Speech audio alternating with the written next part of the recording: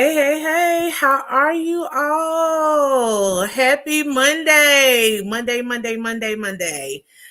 It's a long day, y'all. Long day at work. I hope you all had a wonderful day.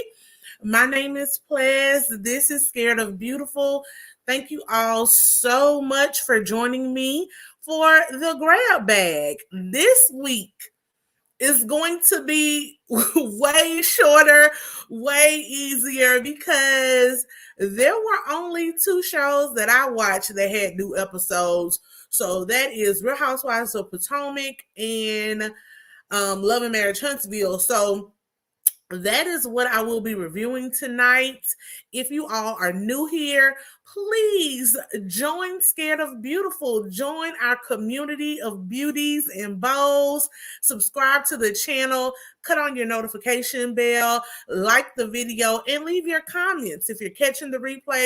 And if you are hearing this live stream, please leave your comments. I love to engage with you all.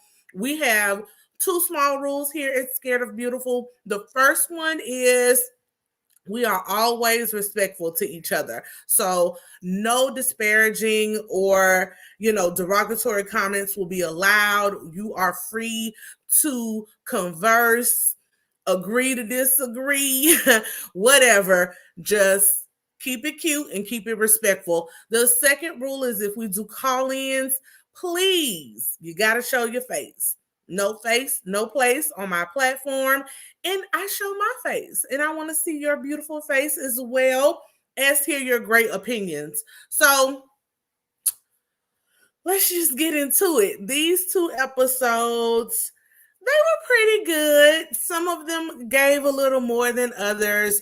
If you missed my grab bag that I just did, episode 5 from Friday, you will see I did a little rant on social media, the state of social media, where it is right now. Excuse me, social media as well, but the state of reality television.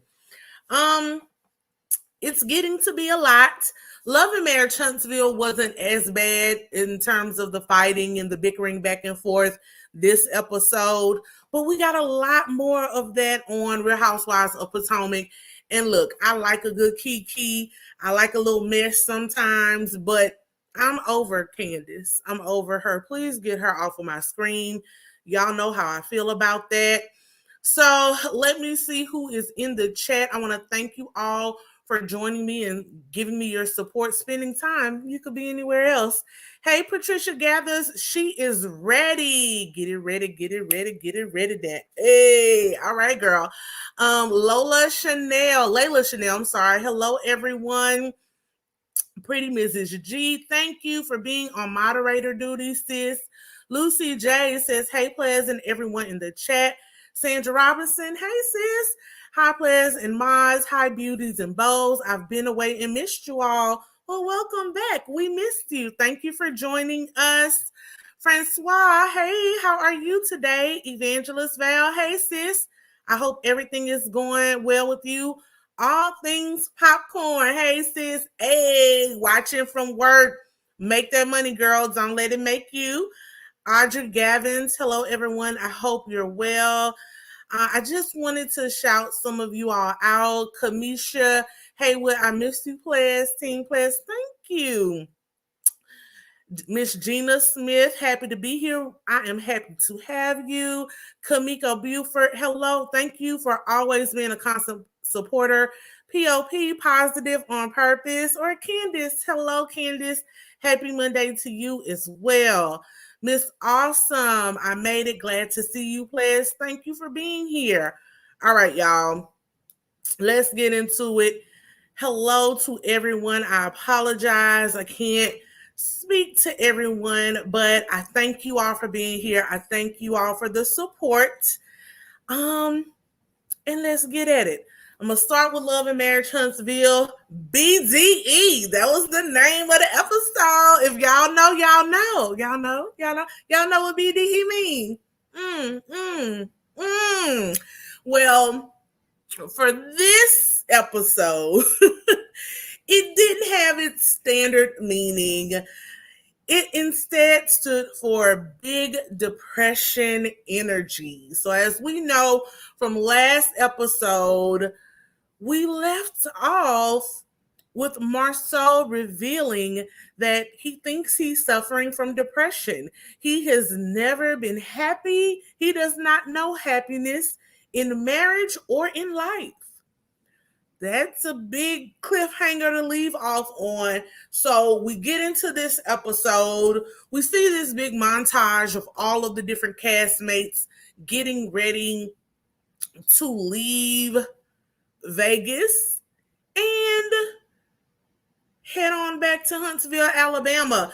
It was interesting seeing everybody pack up. Y'all, Mel had this humongous hat. She's like, oh, I didn't get to wear this hat, and I'm glad she didn't. That hat was the Speedy Gonzalez hat on steroids. I didn't like it. So I'm glad she kept that one in her suitcase. We get into the good conversations. Kimmy and Tisha meet up. And they start talking about the non-vow renewal that happened and Marceau's depression. Tisha says she knew Marceau had a lot on him. She knew he was stressed out. She did not think that it was depression. She thought it was just stress. But she did see that he was going through some things, and that's why she wanted to try therapy. She doesn't know what to do because Marceau isn't good at expressing himself.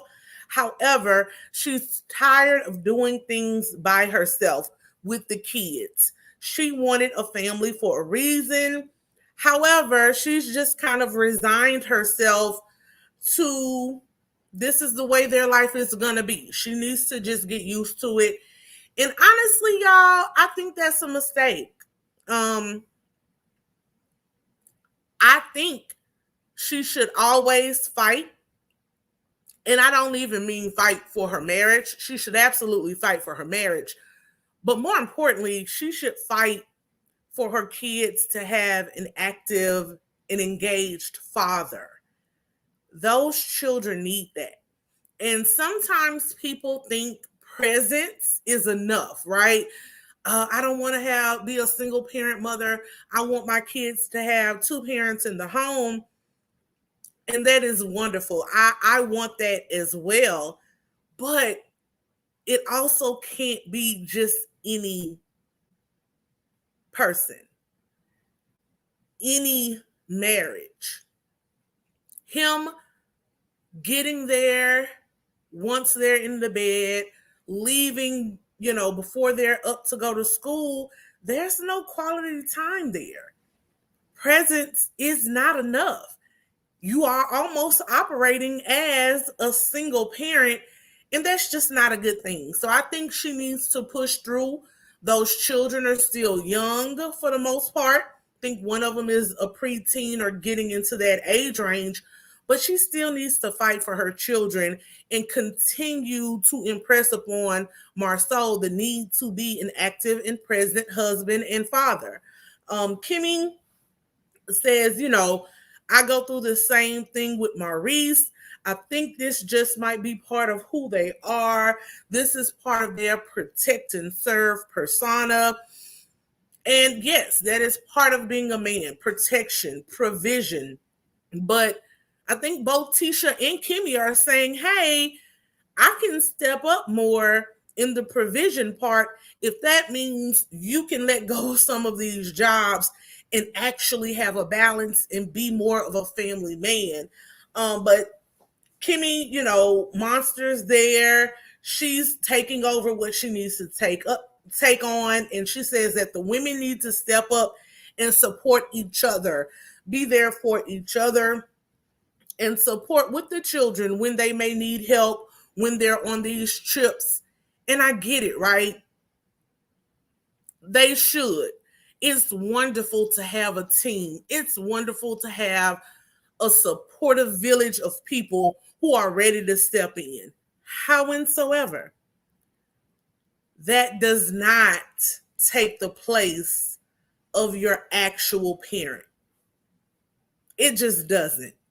So even if it's just 2 weekends out of the month, maybe not even the whole weekend, maybe Marceau can commit to Sundays. The family goes to church. We go to a Sunday dinner. Don't matter who cooks it. We go out to the park and throw some balls, fly some kites, whatever. One Saturday out of the month, we go to the zoo. We ride over to Atlanta, or we ride to New Orleans to the aquarium. Something. He has to start being present and making the choice. No, time doesn't fall out of thin air, but you plan. And you have to make it a priority. You can't just make money and work your priority. Also, as far as Kimmy and Maurice goes, this is one of the reasons why, I really did not like how Maurice was pushing for Monster to be with him. If you're not going to make the time for your son, why take him away from a present and active mother? Kimmy can be the best stepmother ever, right? She can show up at his games, cheer him on, help him with homework. That does not replace his biological mother and father, particularly since he grew up in the house with his mom and dad before they got divorced. So Monster is always going to crave his mother's attention and his father's attention. And if Maurice wasn't prepared to give him that attention, he should have left him with Kiowa. Because it's not enough just to say, I got my son. I want my son. I got my son. When are you teaching him these manly skills and lifelong lessons that you want to teach him? When? And I'm not saying he doesn't do it, y'all. Be clear. We clearly don't see all of their lives. I'm talking about what we do see in these 1-hour shows, and based on their own conversations and their own complaints. Kimmy isn't happy. She knew this was what it was going to be. Maurice kept saying, no, it's not, no, it's not, no, it's not. But now Monster's there, and this is what it is. And the incident with the vaping could have very much been a cry for attention. Lots of children, when they can't get the good attention they want, they will start doing, quote unquote, bad things to get that attention. And sure enough, it worked. He had to have a private conversation with Monster. They both kind of agreed and came to this pact that he wouldn't tell Kimmy. So, I absolutely get what Kimmy is saying. Yes, the women should step up and help each other with the children, but kids, especially since Monster is a boy and Marceau also has a preteen son or teenage son, those boys want their fathers around. They don't just want to be with their moms or their stepmoms all of the time. But again, Kimmy says this is just what we have to go through. It's a compromise that you have to make when you're married to a Scott. I get it, but I really want them to try to do better. Introvert Gal says, ain't no way you that busy you can't make time for your family. Francois says, Maurice is so busy he needs to create more time for his son. Jazzy Cuteness says, is something else going on with Marceau? How are you not happy with your wife if you've been married to her for 15 years? That would make me sad if I was teacher. Absolutely. And Miss Awesome says, these men on this show live by a double standard. Girl, double, triple. Bernice says, hang on, Bernice. Maurice is going to wake up one day and Kimmy and Maurice Jr. are going to be gone. Even if they aren't going physically, they'll definitely be gone emotionally and or mentally. And that's just not a good look. Especially when it is avoidable and people keep telling them these things and they are choosing to ignore them. Next, we see Destiny and Tiffany have their kind of side conversation where Destiny has pulled Tiffany out to the side to try to see if they can resolve some of their issues and try to move forward. Tiffany suggests that they have a girls' day, a spa day to get to know each other better. Tiffany wants to at least try to move forward, and Destiny is willing to try as well. That's a good thing. If they're going to continue being in the same friend group, if God forbid Carlos King and Melody Hope make us look at Tiffany and Lewis Whitlow for another year or two, yes, they need to try to get on better footing. Misbehaving, thank you so much for the super sticker, sis. Jazzy Cuteness says, I'm sorry, I don't like Tiffany. Me either. At all. POP Positive on Purpose says, Tiffany, as she rolls her eyes. Tiffany was giving shade the whole time. Introvert Gal says, she bites her tongue a lot. She holds back a lot. You can tell she is hurting deeply. Whenever she talks about her marriage, she cries. You are talking about Tisha. Absolutely, she does. Natalie says Tisha is looking for love and validation outside of Marceau because she is not getting it at home. Francois, thank you, friend. Tiffany is a Karen. She definitely is. They flash back to Kimmy and Tisha. They both vow to leave their past issues of Tisha not feeling like Kimmy was being sisterly and all of those things in the past. They're going to leave that in Vegas, and Tisha can call her whenever she needs her. Kimmy will be there or try to be there. So that's a good look. They are in-laws at the end of the day, so I hope that they can move forward. And I hope Tisha sticks to her word. She said this before, but hopefully she's growing and can actually, let bygones be bygones in that situation. Next, we see Marcel, Martell, and Maurice having some steaks. They talk about the depression. Marceau says, he's just been going through the motions. He's never giving up time for money again like he has so far. He admits that he can't enjoy his life. He feels like he is always behind. And you can tell.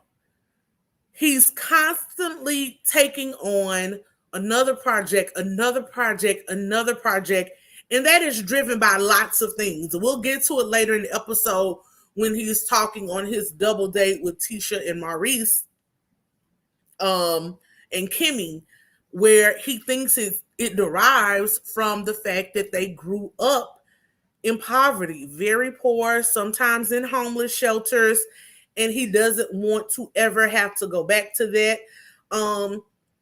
This kind of childhood trauma has led him into this constant drive of being a perfectionist and wanting more and more and more and more.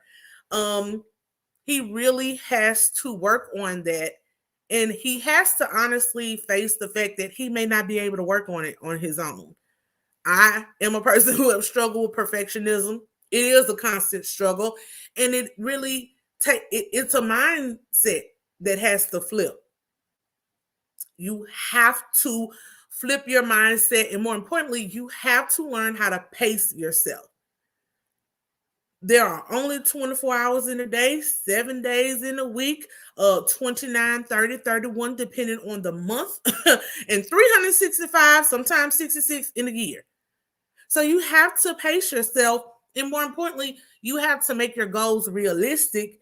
You also have to get clear on your financial goals and where you're actually trying to go and why. Because I'm pretty sure Marceau can carve out time for the family and it won't result in them being back in homeless shelters. Like, that's a big drop. And mentally, it's not realistic. And that is why he needs a therapist to help him flush out these illogical beliefs and get him to a place where he can talk himself down. That's the root of it. His wife can't do that. She does not have the capacity nor the training to do that. And that's not a dig at Tisha. That's just real. In fact, this is a quote that I found. Somebody tweeted it. And when I run across like tweets, or I think I've shown you all some of my inspirational things that I follow on Instagram.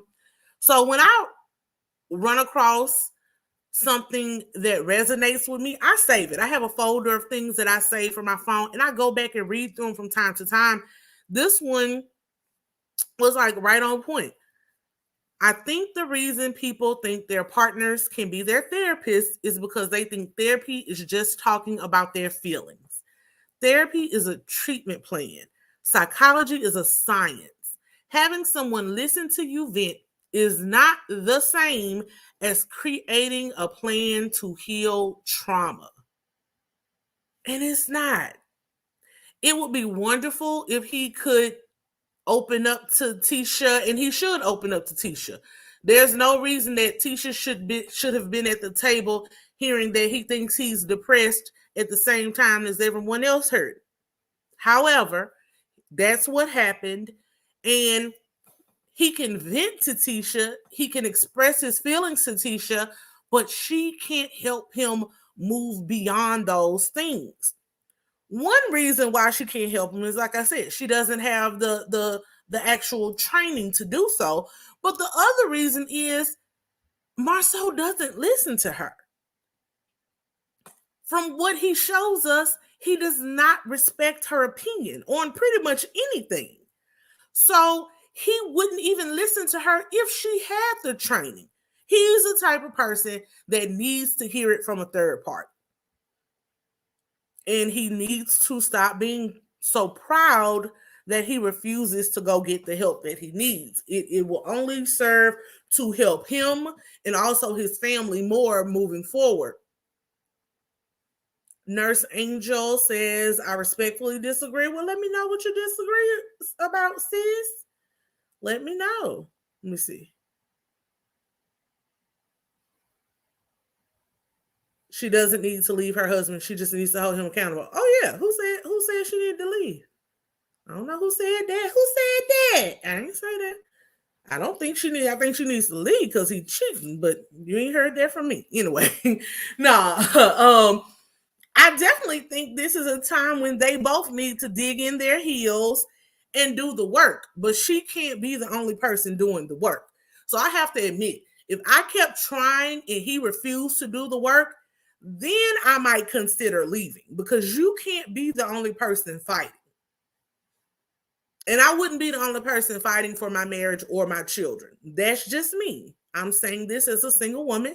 She's a married woman with 3 children. So I get it. However, I do think people don't really think about the long-term effects that this has on children.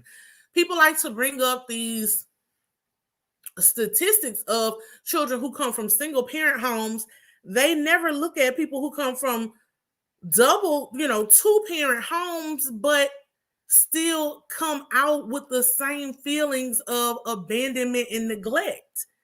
It can happen. Again, just because your parent is present, i.e., like in the house, in the room, does not mean they are spending quality time with you, does not mean they are active and engaging with you. And I think that is what's missing in this situation. And I'm not saying that Marceau should be like stoned because of that. No. But he needs to be open. Everybody, when we get to one of the last scenes, everyone is saying, hey man. Even his brother says, I'll go with you. And he still refuses. That's a problem. Like, that's a problem. When you're wallowing in something, you have a problem. You choose not to get help. Instead, you choose to wallow in it. It's not a good look. Maurice says that he feels similar stress every day. He thinks it's the curse of being a high achiever. They have lots of internalized stress. He did not know that this wasn't normal. He thought everybody felt like this. Everybody felt the need to get more and more and more and more. And that's just not true. A lot of us do, which is why the United States has some of the highest rates of heart attacks and heart disease and everything else, because stress will kill you. And I can guarantee, I know Marceau thinks he's working so hard. He probably has some good life insurance policies, but it would be sad for those children to lose him to a premature death that was probably avoidable, no matter how much money he leaves them. I'm sure they would prefer their father. So when the time comes and you croak over, fine, but don't let stress rush you to an early grave. Anyway, let's get back to it. Mel says, we see Mel getting ready. She says that the trip was a disaster for her because of Martell. Destiny says she really enjoyed the trip. She's done being the referee between Melody and Martell. Tiffany gets on her nerves, but she's going to try. Next, we see Tiffany meet up with Mel. Mel is in the back of her office space. Mel got merch, y'all. I didn't know. I know I may be late to the party. I don't follow Mel on social media. But she has turned this God Said Go. When she was on her social media tour and interview tour earlier this year, talking to Funky Dineva and everybody that she was talking to, that was one of her catchphrases. God said go. She was ready to go. So she has turned that into a coin, honey. The girl is a hustler. Like, she's getting on my nerves this season, but she's a hustler. She's very money minded. She's going to keep making a bag for her and her children, and I'll give her that. The merchandise looks nice, and according to her, it is flying off of the shelves. Tiffany reached out to Melody to talk to her about the interns. Mel is like, yeah, I know. I didn't answer because I need to get away and separate myself from things. Sometimes I had to center myself. That's great, Mel. All it takes is a text back and say, hey, girl, I'm going to get back with you later. But I do understand. I definitely do understand the need to step away from things before you get back out there. But because this was about business and she did ask Destiny to, she did ask Tiffany to look at getting her some interns, I think on a business level, she should have returned that message, or at least let her know, hey, I see you trying to reach out. I'll follow up later. If Tiffany was just trying to hit her up as like a, hey girl, what you doing type thing, then you might not respond. But on a business level, you should have responded.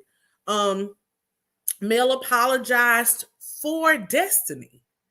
I was confused for why. Did Destiny ask her to apologize? See, that's part of where I feel like this is way orchestrated and overproduced. This is the second time Melody she went to the other friend and apologized for Martell. Why are you going around? These are grown people. Why are you going around making apologies for other people? Maybe they're not sorry. And she finds out that Destiny and Tiffany have already had their own conversation. So she didn't need to go and apologize on Destiny's behalf. I didn't like that. My friends know, don't do that for me. If I am sorry, I will say it.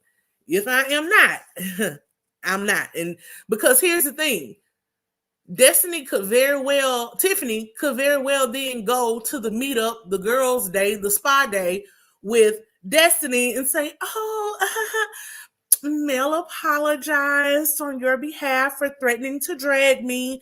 And then now Destiny's going to want to drag Mel. So why? It wasn't necessary. Overproduced. She says that she is sensitive to Destiny because Destiny, just got out of her divorce. Maybe she's lashing out against people and taking things out on other people's misappropriated anger, just against the wrong people. Tiffany says Destiny might be broken and making problems where there are none. See, both of y'all, messy maze, both of y'all. All of that was little small, little underhanded, passive aggressive digs. That girl is not broken. And if she is, I mean, a lot of people, when they get out of long-term relationships, are. That means Tiffany is likely broken, which is why she runs around talking about everybody's children and everything else and doesn't tell any of her own business. Like, it was just an unnecessary conversation. Then the coup de grace was them making a joke about there's enough mail to go around. That's a lot of bravado.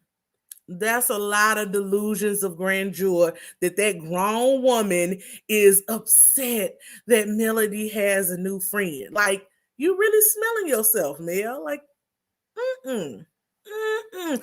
It's just not the type of conversation that someone who claims to be a best friend or have more allegiance to another person should have with a third party when you already know that person and the third party don't see eye to eye. And this is what I mean. Why I couldn't be on these types of shows and why none of these people could be my friend. Because it's a lot. Francois says Melody is always taking Tiffany, aka Karen's side. I feel that she doesn't stand up for her as much as for Destiny. She doesn't. POP, positive on purpose, says that's all male. Joy says Melody gets on my nerves. She just came out of a divorce too. Exactly. Her divorce is fresh, and you can tell that she is broken. Latasha Jones says Miss Mill is too much sometimes, very arrogant. Her and Martell have done behaviors in common. Agree. Kai Bai says, hey, Plez, hey, girl. So yeah, I didn't like that whole scene. It could have been on the cutting room floor for all I care. Next, we see Martell go to meet up with Lewis.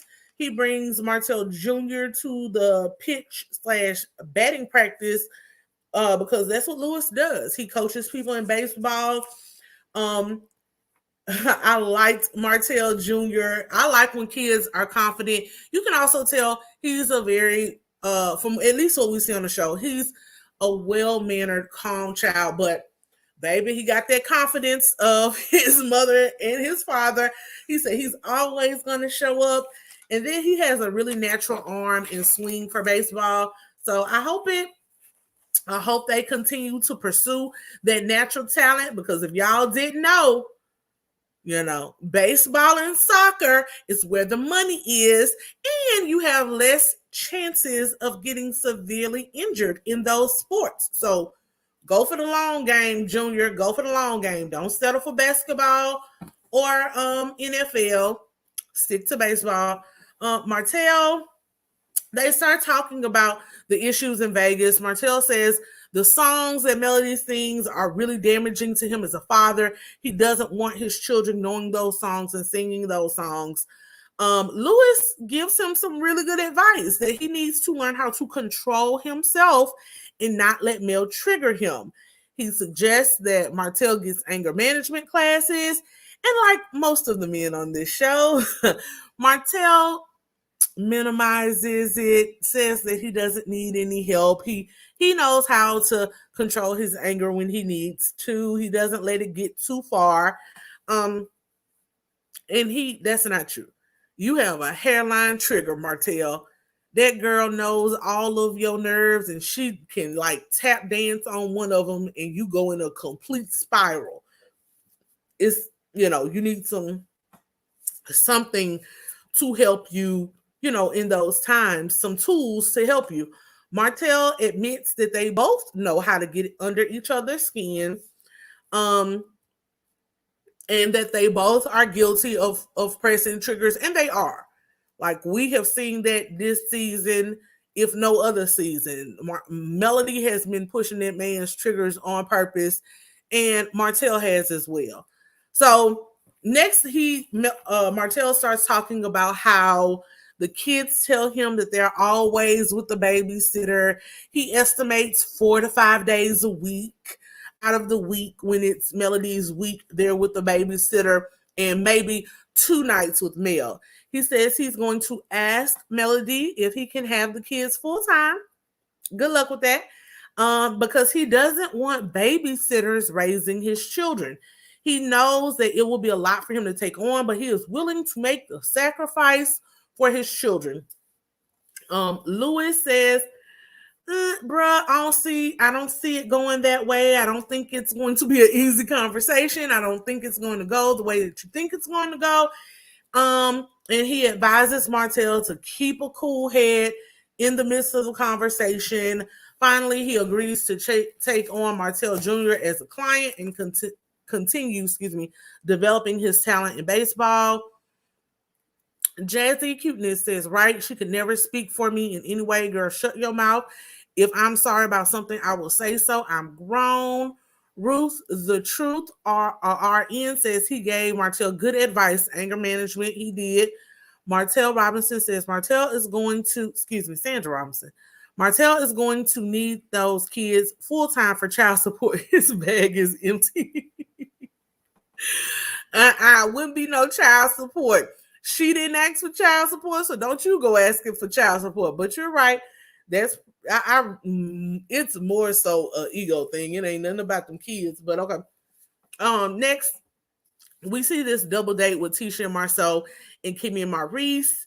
Tisha, Kimmy was like, Tisha, with your hair up, you look just like Wanda. Marceau was like, no, he never wants to wake up to Wanda.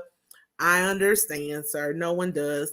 Next, they get into this depression conversation. Marceau has never told Tisha that he was feeling depressed. Marceau said he never is going to do something about his depression. He's never going to do something about it. Everybody at the table, Kimmy, Maurice, Tisha's like, what are you talking about? Why would you know you have a problem and never want to get help for your problem? Because Marceau says he's not going to get help because he thinks it's just a stage. He thinks this is only a time management issue. He has a bunch of different projects on his plate. And once those projects go away, if he's still feeling this way, then maybe he may have an issue. Maurice tells him he needs to get professional help. And Marceau says if he finishes everything, he just doesn't want to think about the problem.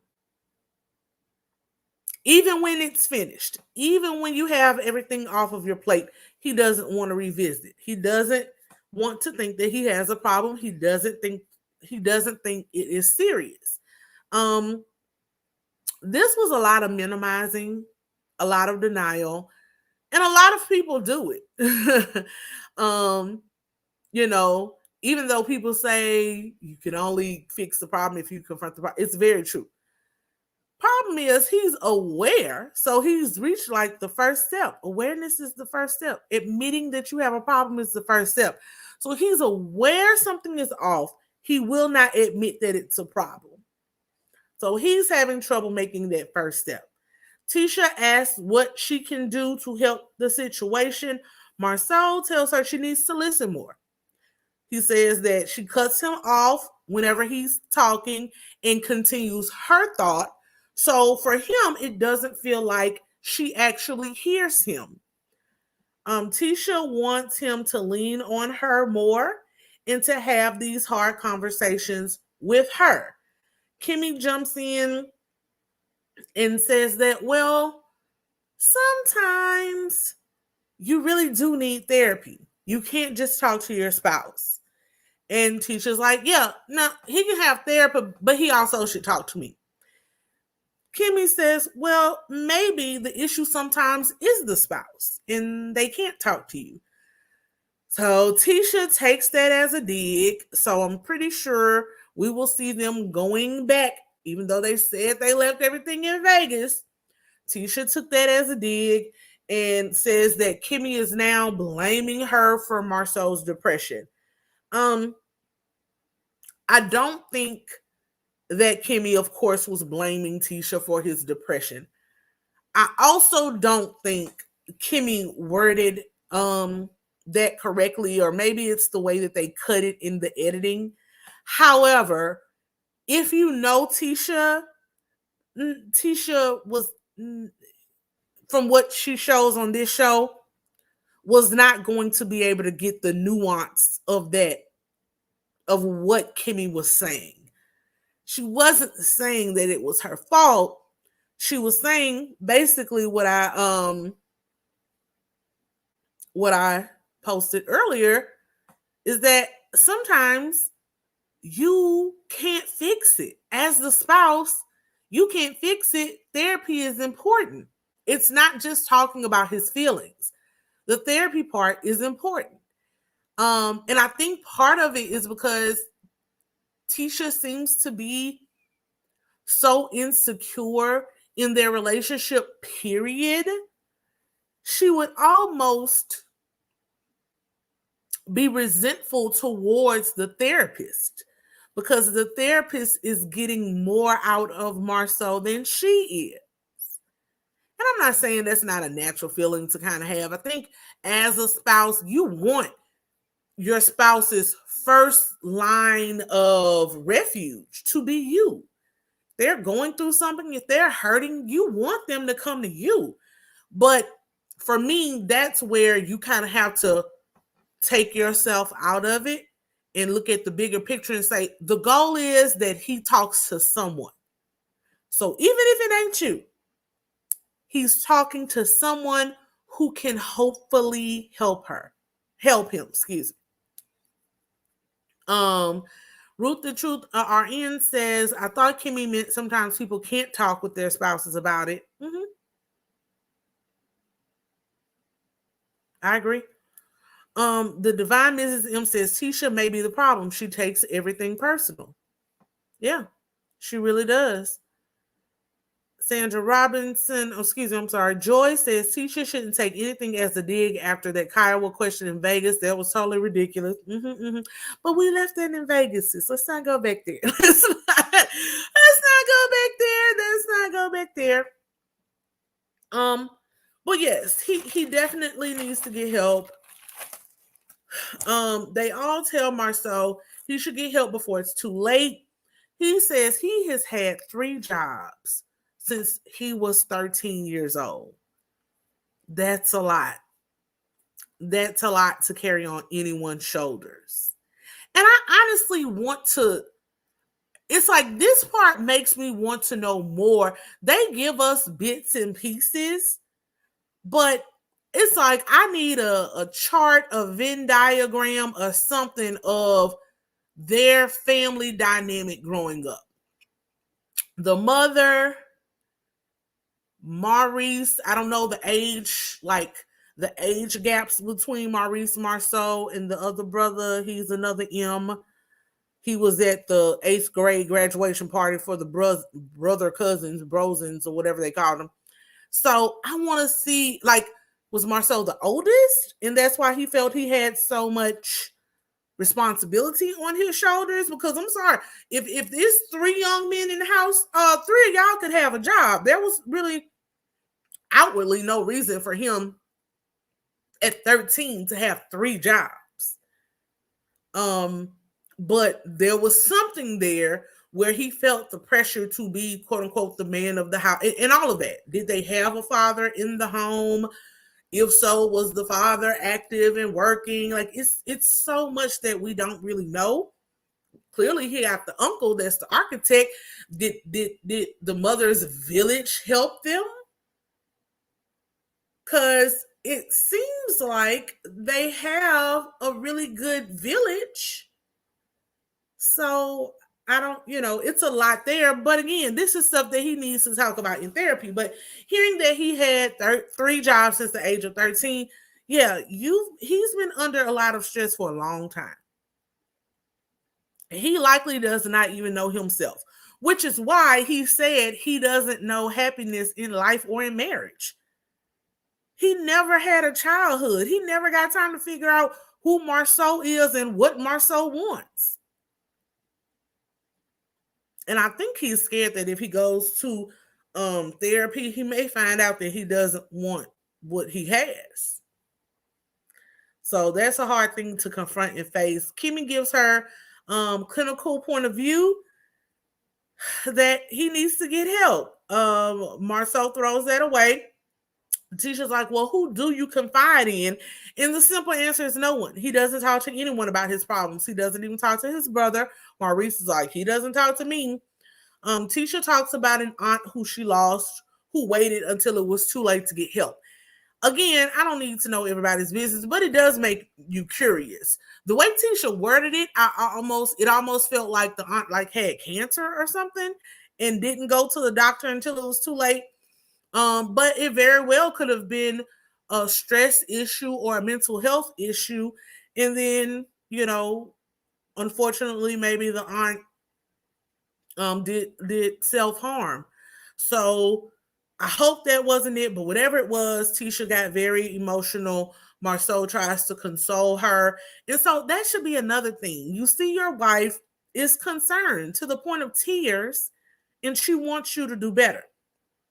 You got to step outside of yourself and stop this whole macho, I'm not going to therapy thing. It's just not it's unnecessary in this day and age, honestly. And that's why I'm a big proponent of mental health and therapy, and it is needed in our communities because we have so many people that are hurting and they feel like it's going to be looked at as a weakness. It's going to be something that is shameful, and it's really not. You're doing more damage to yourself, to your loved ones, than just going to get the help. So I hope that he does. But Marceau then speaks about his poverty mindset and wanting more and more and more, but then getting there and wondering if the more that he wanted was worth the cost that it took to get it. Short answer is no.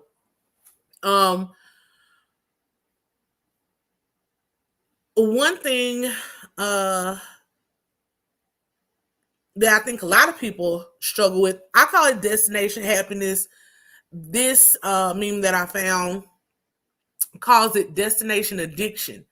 But a lot of people have this idea that happiness is in the next place, the next job, the next partner, whatever, the next car, the next income bracket. We always think we don't have enough money. Now, I'm not talking about true, like can barely make your living expenses. Like, of course, if you are worried about rent every month, that will always be. But I'm talking about people who have kind of made it, or at least can live comfortably. But they think, man, you got a good car, it runs, but you really want the Range Rover because you think that's going to make you happy. You really want the next job. You want to be the supervisor, or I'm in the legal career. You want to be a partner. And you think once you become a partner, that's going to be it. No one tells you all of the extra stress and responsibility that comes along with being a partner. Because as an associate, you had to do your research, make sure you're there, show up to court. But as a partner, you got to bring in money. You have to bring in clients. So a lot of people think I'll be happy once I reach the next place or get the next thing. And that is what he's questioning now. And I like that he is at least actively questioning things and trying to become more self-aware. Hopefully he'll make the next push. But beware of destination addiction. The idea that happiness is in the next place, the next job, or even the next partner. Until you give up the idea that happiness is somewhere else, it will never be where you are. So the gist of this is that happiness, joy, contentment, whatever, you have to learn to find. Those are things you ultimately have to find within. These outside sources of happiness and joy and contentment are very shallow. Because as soon as they are old, as soon as the newness of the destination or the thing, obtaining the thing, wears off, especially if you're really depressed, the depression is going to come right back to the surface. So I really hope that he works on that. Another thing that I found a couple of years ago, and this is one that I keep at the forefront of my folder, is this, because it really spoke to me then, it speaks to me now, and I read it every time I start to get ahead of why, especially timelines. In this society, we give ourselves timelines, and society gives us timelines.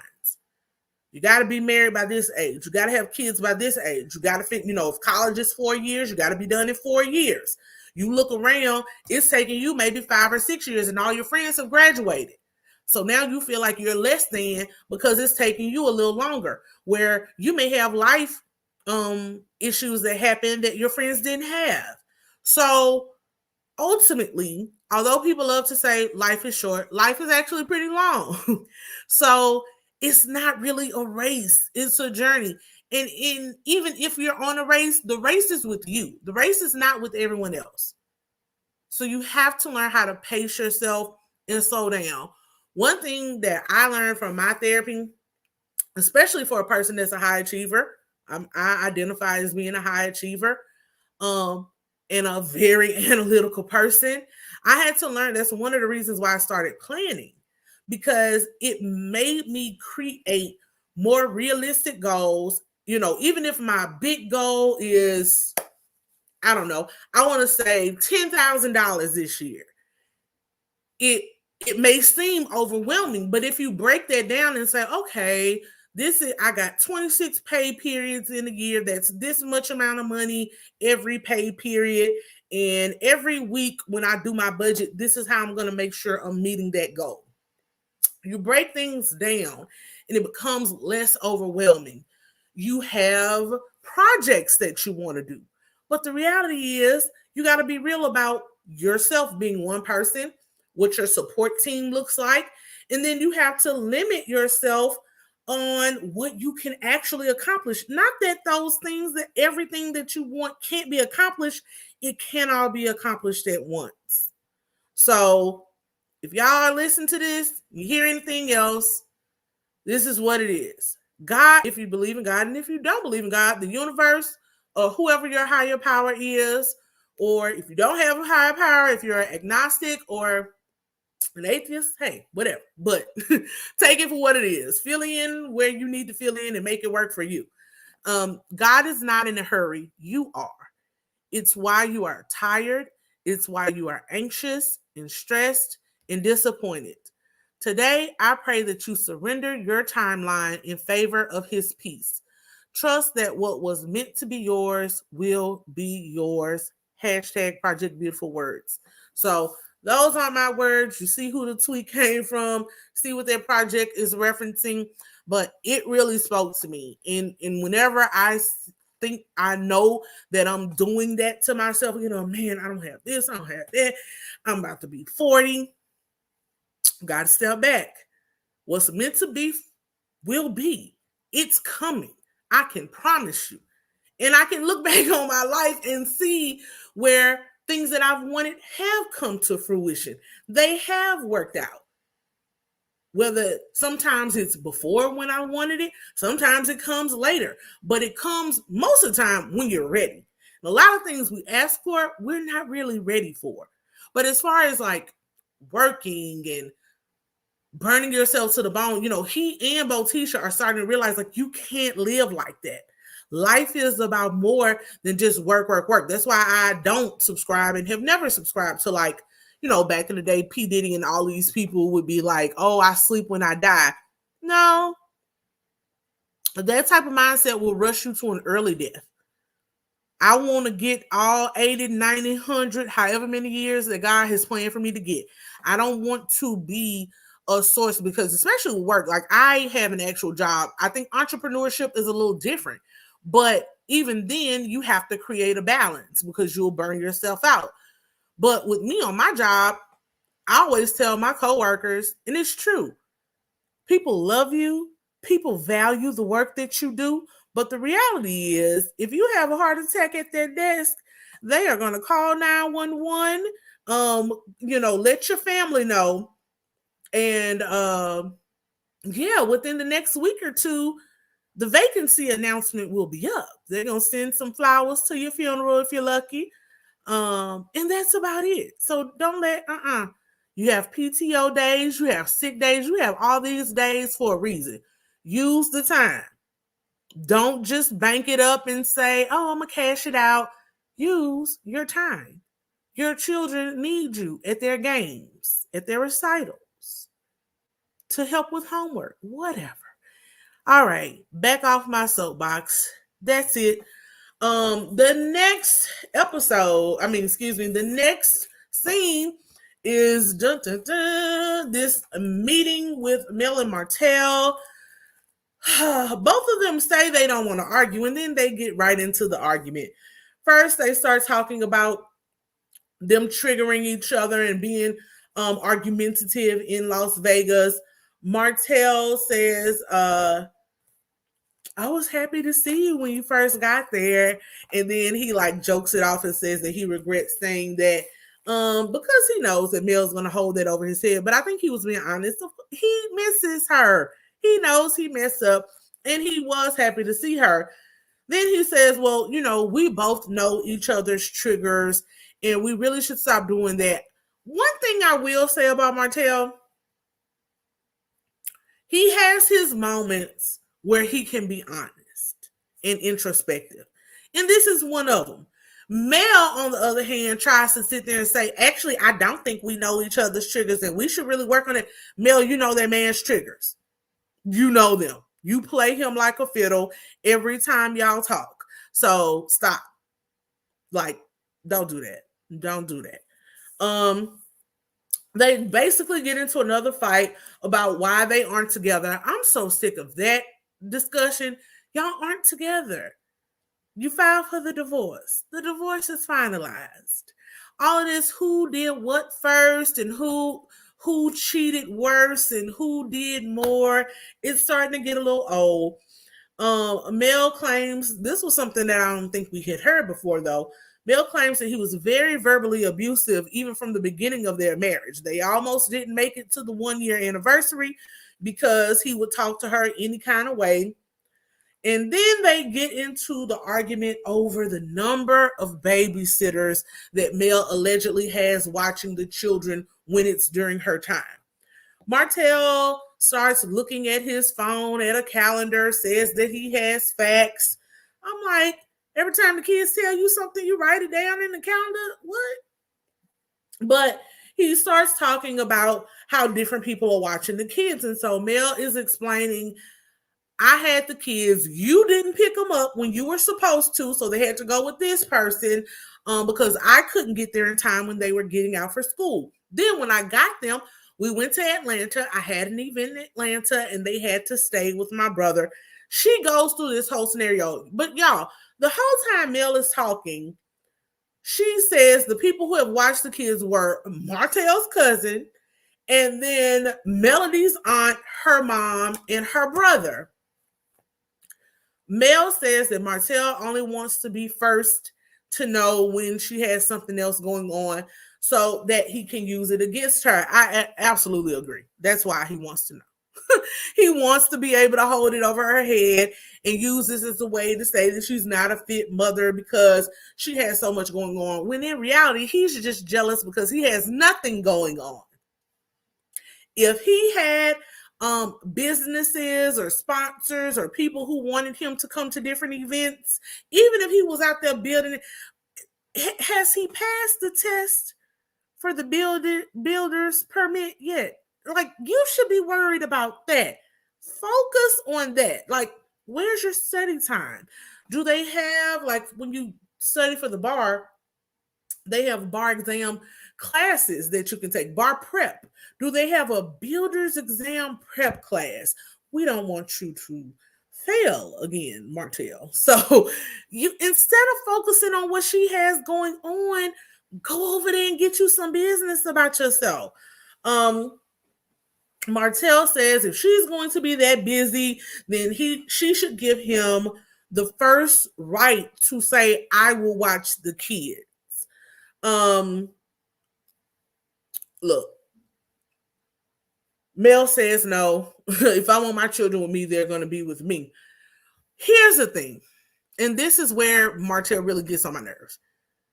But both of them do it to a certain extent. They over exaggerate. The way Martell made it seem, I thought Mel was leaving these kids with somebody that she found off of nanny.com or somebody's little teenage daughter or something. 3 or 4 different people watching the kid. Her mother, her brother, your cousin, her aunt. Like, that's family. That's what family does. And it's for 2 or 3 hours a night. I think she said one day they did stay overnight, but that is family. That is part of what having a village to help raise your children mean. Like, that's literally what it means. And honestly, if and when Martell gets some business about himself, let's say his ploy works, and it won't, but let's say he gets full custody of the children. Who's gonna be watching the kids while you're out doing things? Your mama. Well, actually, probably not your mama, because she said she was done raising kids. So who's gonna be watching them? Ariane. Oh boy, no. Like, you can't be serious. And I do not believe that if Martell started getting opportunities, he would turn down those opportunities and sacrifice for his. He's not like that. He's not being honest with himself. It's just that right now he has nothing to do, so he thinks they should just stay with him. And if he wasn't the type of person he is,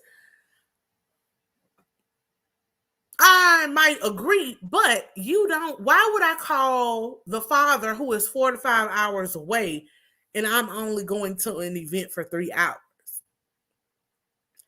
If he came to Atlanta to watch the kids, I don't know if Melody has a house in Atlanta, but what would he be doing? Would he be getting a hotel room? Like, it's so much that they leave unsaid. And because we don't know, I call BS.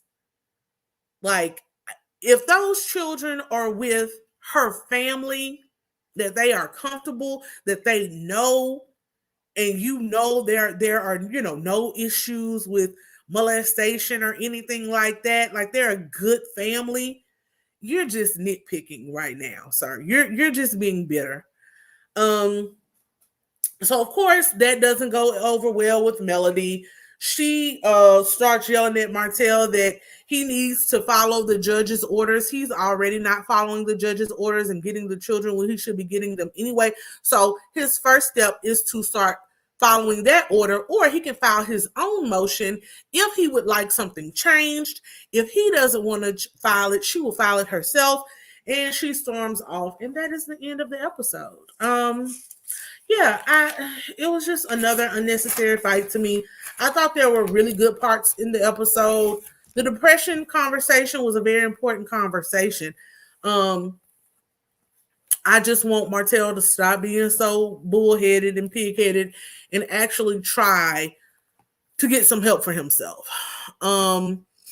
Miss Awesome says, typical man, when the woman leaves him, the kids is the only for control let for him to have over her. Ruth says, it appears he thinks it's all about him, allegedly. Yes. Francois says, the kids need to stay with their mother. Miss Awesome, Martell can do what the judge ordered. Cheryl Thomas Hughes says, exactly, he was being petty and trying to make a storyline for himself. It didn't work. All right, y'all. Let's go on over to Real Housewives of Potomac. Also, please make sure you like the video, give us a thumbs up, give me a thumbs up, and you keep the comments coming. Thank you all so much. I really do appreciate it, and subscribe to the channel. Now, let's get to these Housewives of Potomac, child, tossing salads and spilling tea bags. It was a lot going on this episode. Parts of it was really funny to me. The other parts of it, I rolled my eyes because Candace Dillard Bassett is unbearable, and I don't like her, and that will never change. Each episode, she shows why she's unlikable. So First, we get back to the scene of the crime where we have salad all over the floor. The salad has been murdered, honey. The salad is just, first of all, it's cold. It's Coco Roro. It's the panorama, and people are taking their bare hands and throwing the food. So that salad needs to go in the trash now because it didn't look like anybody had washed their hands. They just went to digging in and throwing. But of course, Miss Candace is minimizing the fact that she started the food fight in the first place. She says she just threw a couple of pieces of lettuce at Mia, but Mia threw a whole handful at her. Girl, you better be lucky Mia ain't reach across that table, that island, and drag you. Anytime you throw something at someone, you can't really be mad at what they do in return. Like, stop touching people and things. Run your mouth, because you're real good at that. You think you are. But stop all the extra rah, rah, rah, rah, rah. She continues to yell and say that she does not care about Mia's story nor her mother's story. Karen is trying to, like, do you know anything about Mia? Do you know about her mother? Will you stop saying that? Candace doesn't care. She's going balls to the wall. She continues to curse and yell. And so Mia does lean over in her face. She picks up, I don't know what that was, a ladle or something, porcelain, and slams it against the table like, quit talking about my mama. Candace continues to throw whatever those little iron pelican things were. She pushed them out of the way. Then she threw something else, all while crying big, big crocodile tears. Just humongous tears while yelling and barking like the little pet poodle chihuahua you are. Like, how do you have that much bravado? How do you have that much in your throat to people? You got all this venom. You got all the smoke, as you say.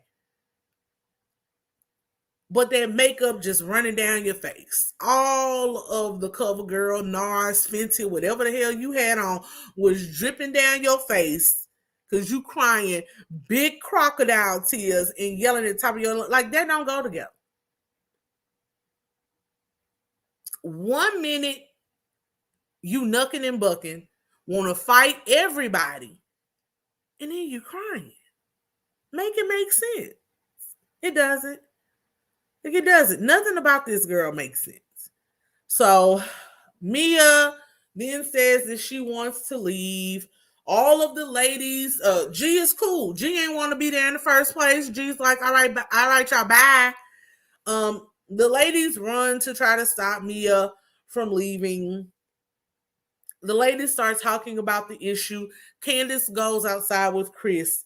Ashley says that Candace is always like this. She always goes below the belt. Yes, she does. She does. Like, everyone knows this at this point. I don't even know why she's still here.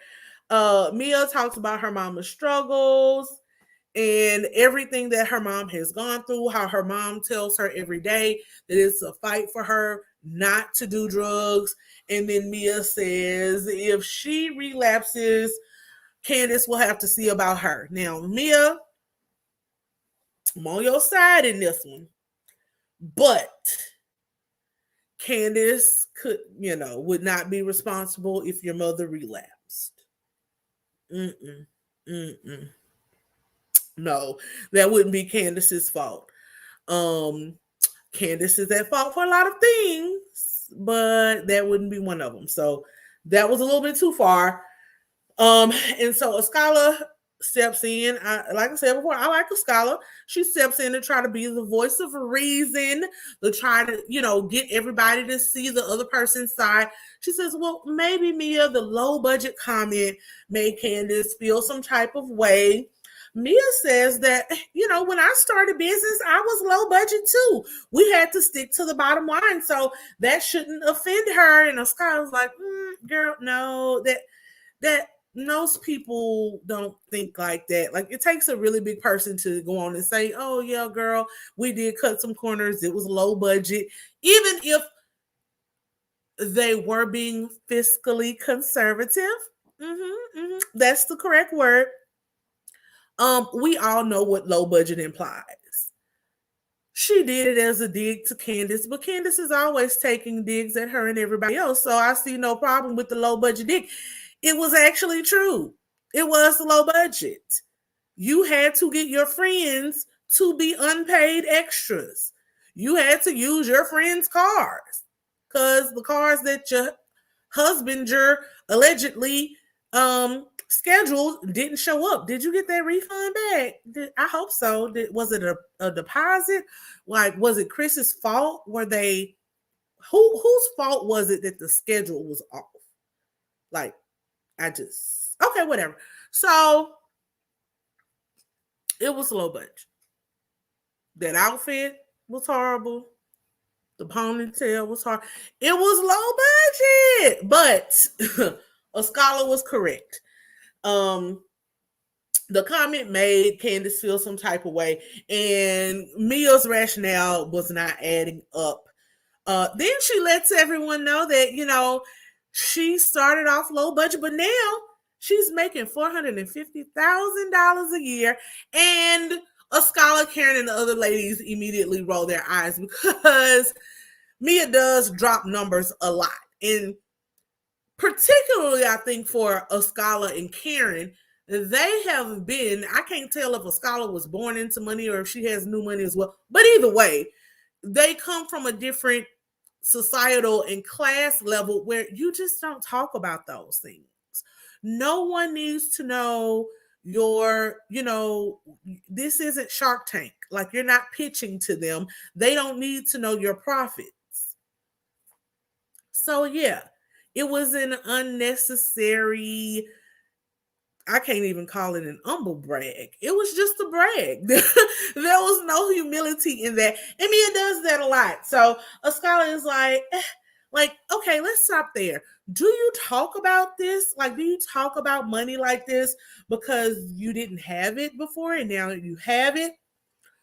A scholar says, we got to do lunch or something. Like, you're asking these people to be reflective and self-aware and introspective. It doesn't really happen. You're asking them on the spot to confront their own insecurities and biases.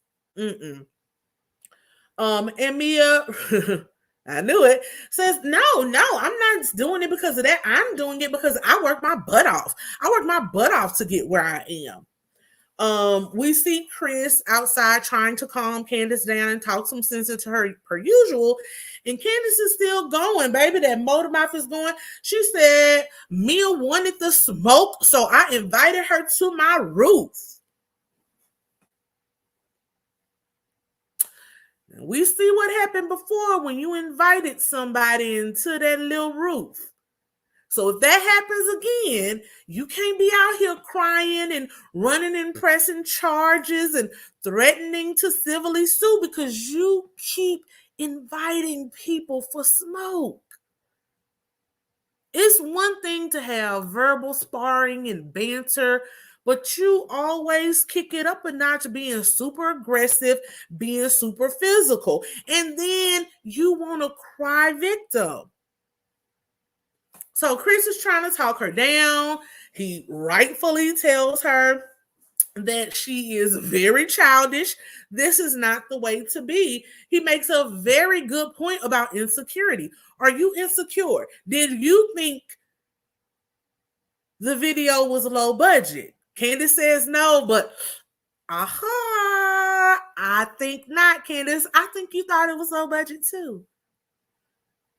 I think you're low-key mad that Dorothy didn't pitch in some more money like she did for their wedding so that you could have a bigger budget for your video. And that's why it hurt you. Because it was low budget. I mean, it is what it is. Chris says, okay, so if you are not insecure, stop responding. Like, you say something back to her one time, but the more you go back and forth with someone, the more it seems like they hit a, you know, they hit a spot on you, that it really does affect you and offend you. It makes you look insecure. He says someone has to stop. Someone has to stop all the fighting, all of the back and forth. Candace says, well, tell Mia to stop. Why would Chris tell Mia to stop? That ain't his wife. Like, this girl is literally a child. She has no capacity for accountability, for logic, for rationale. There's nothing in her that says I should be the bigger person. She constantly talks about her pedigree in these these pageants and everything that she was raised in. I'm pretty sure she was a debutante. Yet she cannot manage to not make herself look like a fool everywhere she goes. When you are yelling and cursing and going back and forth, y'all both look like some big fools. And I know for me, I ain't gonna sit there and look like no fool for too long. I'm gonna say what I gotta say and keep it moving. And if she really felt that, she would be able to do that, but she can't because she's a kid. She's stunted at like 12, 13 years old. So everything has to be, I'm going to get you back. I'm going to get you back. I don't even see how he's married to her. Like, that has to be a constant household of tit for tat. And that is exhausting. At the end of the day, though, both Mia and Candace struggle with insecurity and feel the constant need to prove themselves for validation. They're two sides of the same dysfunctional coin. The only difference is Mia had a harder childhood, was in the foster care system because her mother was addicted to drugs. Candace's mother was clearly manipulative, probably somewhat neglectful, since she was pining away for her daddy this whole time. She was raised with a mother who was consistently bitter and vengeful. She don't even know no other way to be. She just thinks because her mama got a couple of dollars, she's better than somebody. And like I said last episode, she's mad because Mia used what she got to get what she want and married into more money than her mama got. That's the real. All it is, you just got here. You just got here. But she's there. She's there. She's at the same table that you're at, sis. That hurts. I know. But you got to get over it. Candace refuses to apologize. Chris asks her, look, if you're not going to apologize, just say, I won't disrespect you, Mia. Please don't disrespect me. Like, I'd appreciate it if you didn't respect me. Candace refuses to do that as well. He's like, just do it in the name of GVO. Good vibes only. She refuses to that. Like, I couldn't, I wouldn't even, if I was me, I would have left. Someone who refuses to say, I played this part in it and I'm wrong, there's nothing you can do with that type of person. And we'll see later on how far that goes. Karen, steps in, encourages Mia not to let anyone steal her joy, not to let Candace get to her like that, and she needs to stay. So Mia finally agrees to stay. Next, we see them in the hallway. G is flirting with Karen. Karen says, don't do that. I am the ambassador of Surrey County. And I laugh so hard because I'm like, you didn't say nothing about Ray. I mean, she said something about Ray. A little bit, but she more so focused on her being the ambassador. Cheryl Thomas Hughes, thank you so much for the super chat, sis. You're on point, Plez. Thank you. I'm glad you agree. Literary Libra says Candace is extremely childish. There's no way she's ready to be anyone's mother. Keep using them condoms, girl. Keep using the condoms. 10 says, what? That kind of person is dangerous.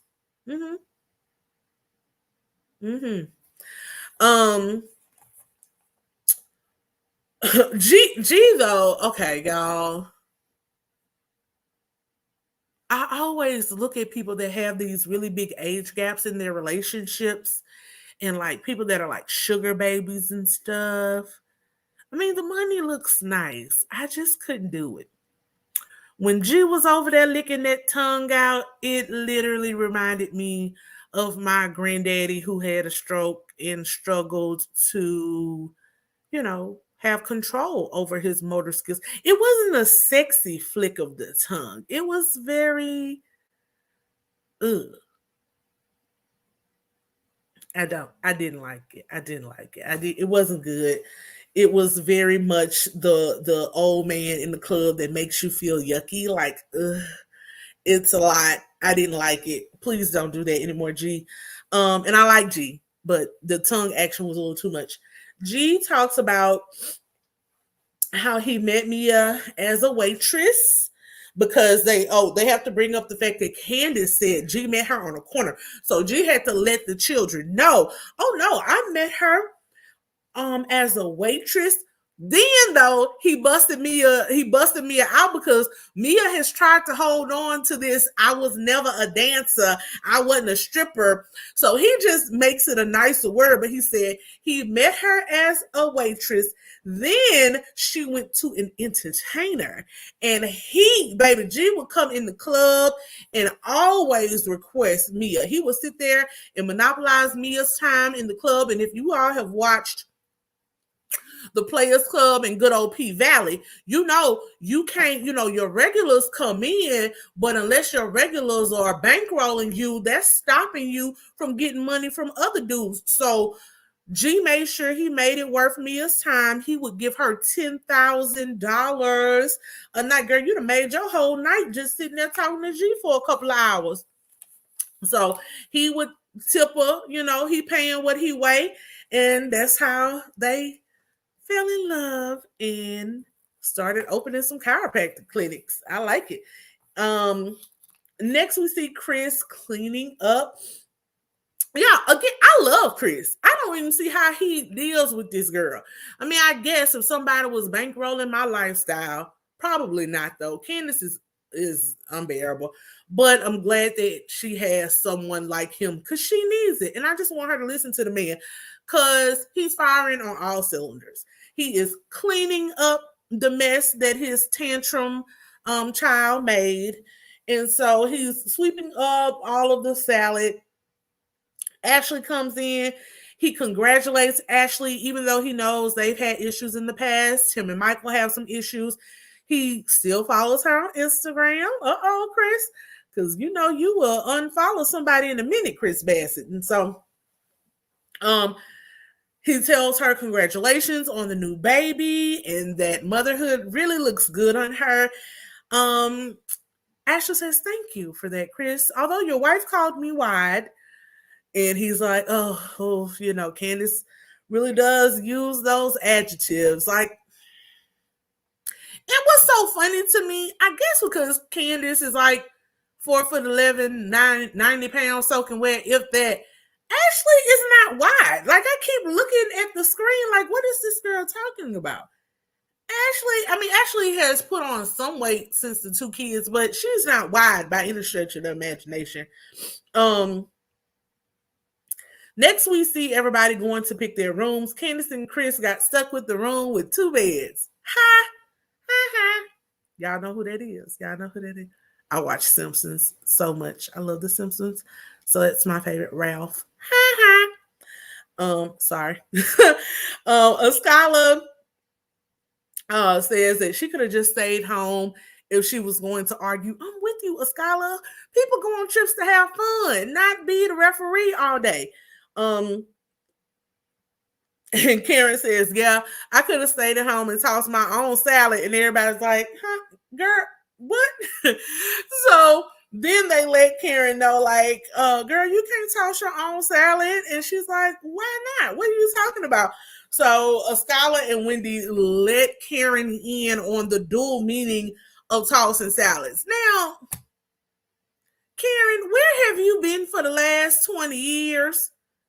25 years? Like, that has been in the public lexicon since, who was that? Bernie Mac, Chris Rock? Somebody put it in one of their comedy specials. I was like way too young and knew what what tossing salads means. So she didn't know what it meant. They told her what it means, and she runs off from the room. That was a funny thing. That's always interesting when you have friend groups with age gaps and things that are like normal and commonplace, or not even normal, but you know the meaning of them with your friends, and an older or younger friend doesn't. It was like, okay, girl. Next we see G falling asleep while Mia is getting ready. Mia says she's gonna leave him. She didn't, but it was funny to see because she was talking to him 1 minute, and the next minute G was over there snoring. Next we see Ashley calling Giselle and Robin because she's lonely. She's the only person on the trip with no spouse. Girl, leave them where they at. I like Ashley, but again, to me, this is part of the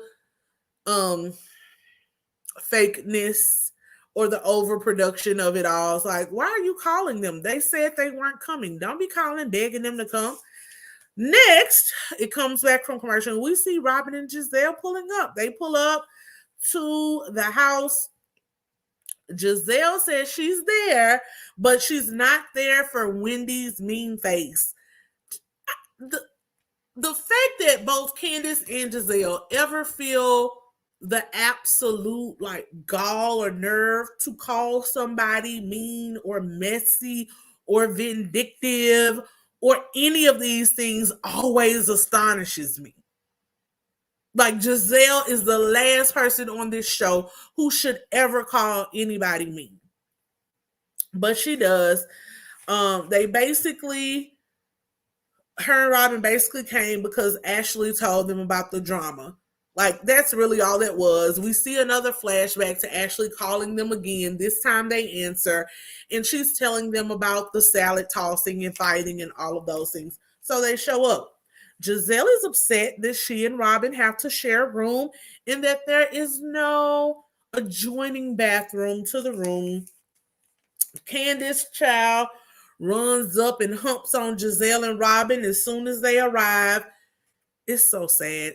It is so sad to watch a 34, 35-year-old woman, and I use that term loosely,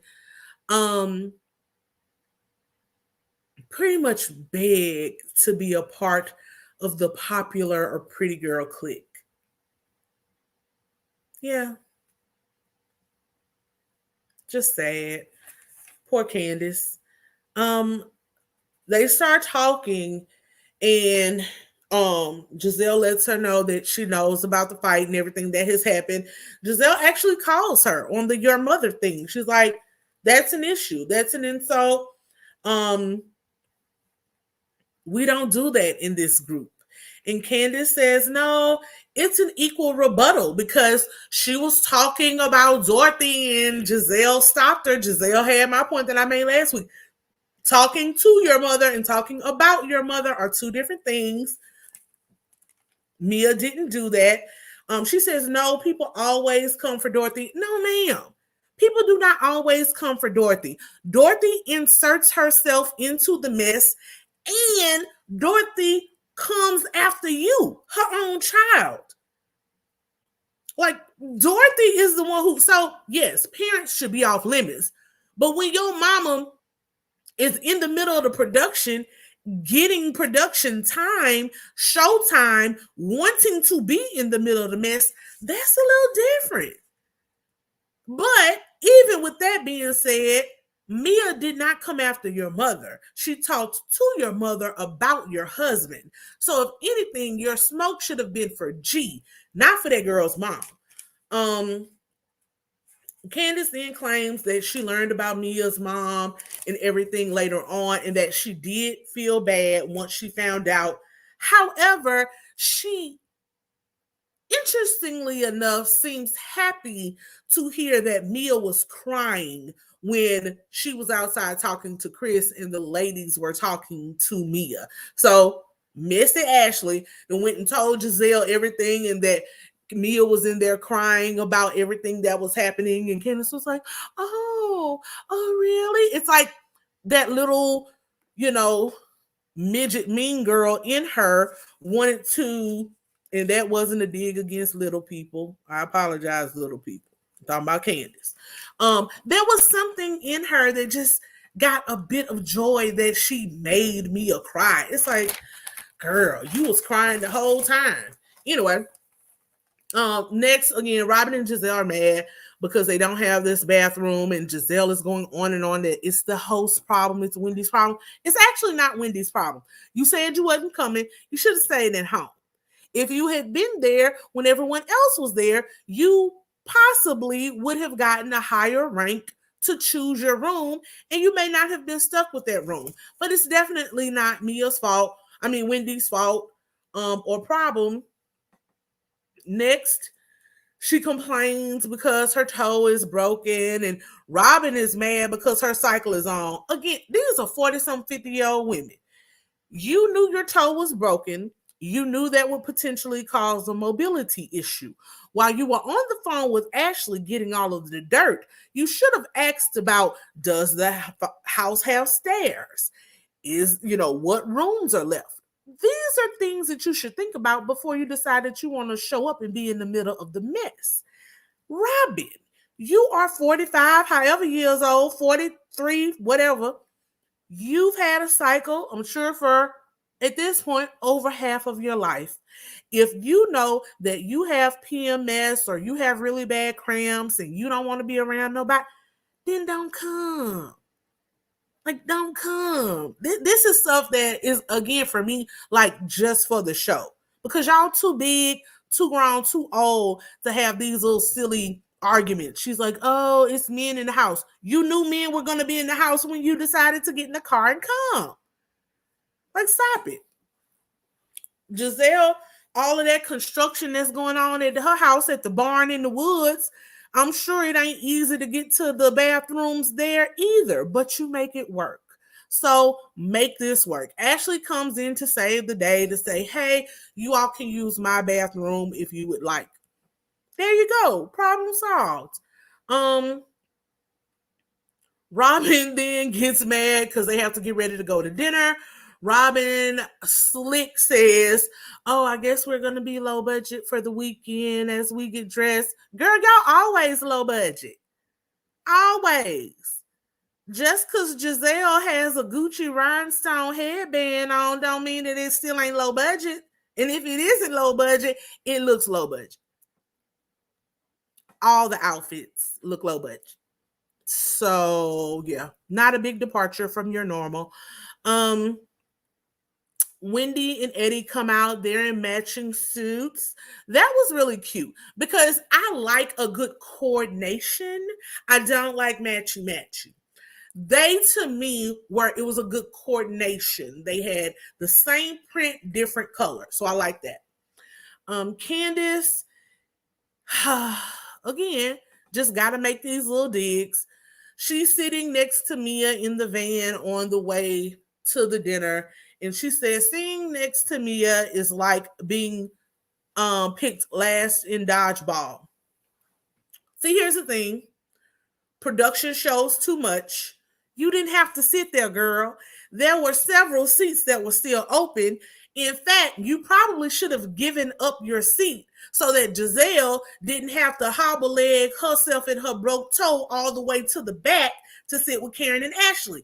If you didn't want to sit next to Mia, you could have gotten up and sat in the back row. That way, Giselle would have had space to hang her leg and her boot out. See how that works? It's simple. It's simple. Y'all make stuff hard. Again, just to have something to be snarky about. Next, they start talking about how they're going to have seafood at the restaurant. Some kind of way we start talking about oysters looking like the vajayjay. Yeah. So I only eat char-grilled oysters. I don't eat them raw.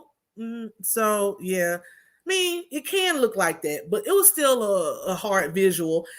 And they know who's on the bus. See, like they start this stuff with G, and then when G take it from 0 to 100, they like, what happened? Y'all started talking about the vajayjay. Next, they introduced Karen to the teabagging term. Karen is like, what?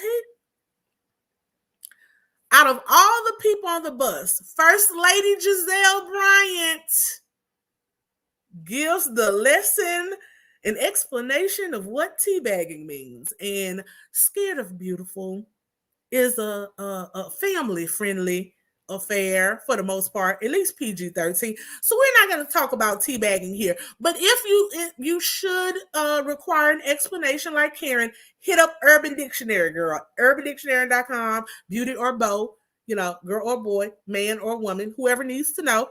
If you don't, and see what teabagging is. But that was funny as well. It was just hilarious. I'm like, not you, First Lady. First Lady?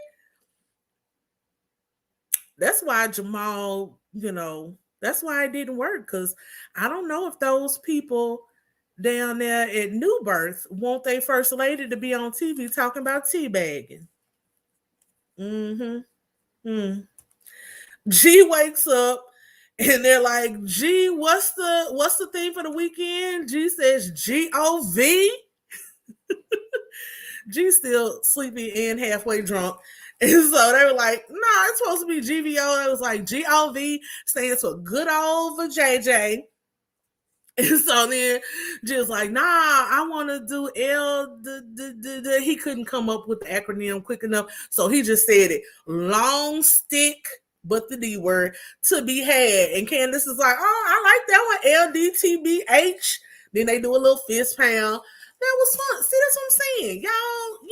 Y'all give into a little of G's perverseness and have fun. This is what grown people do.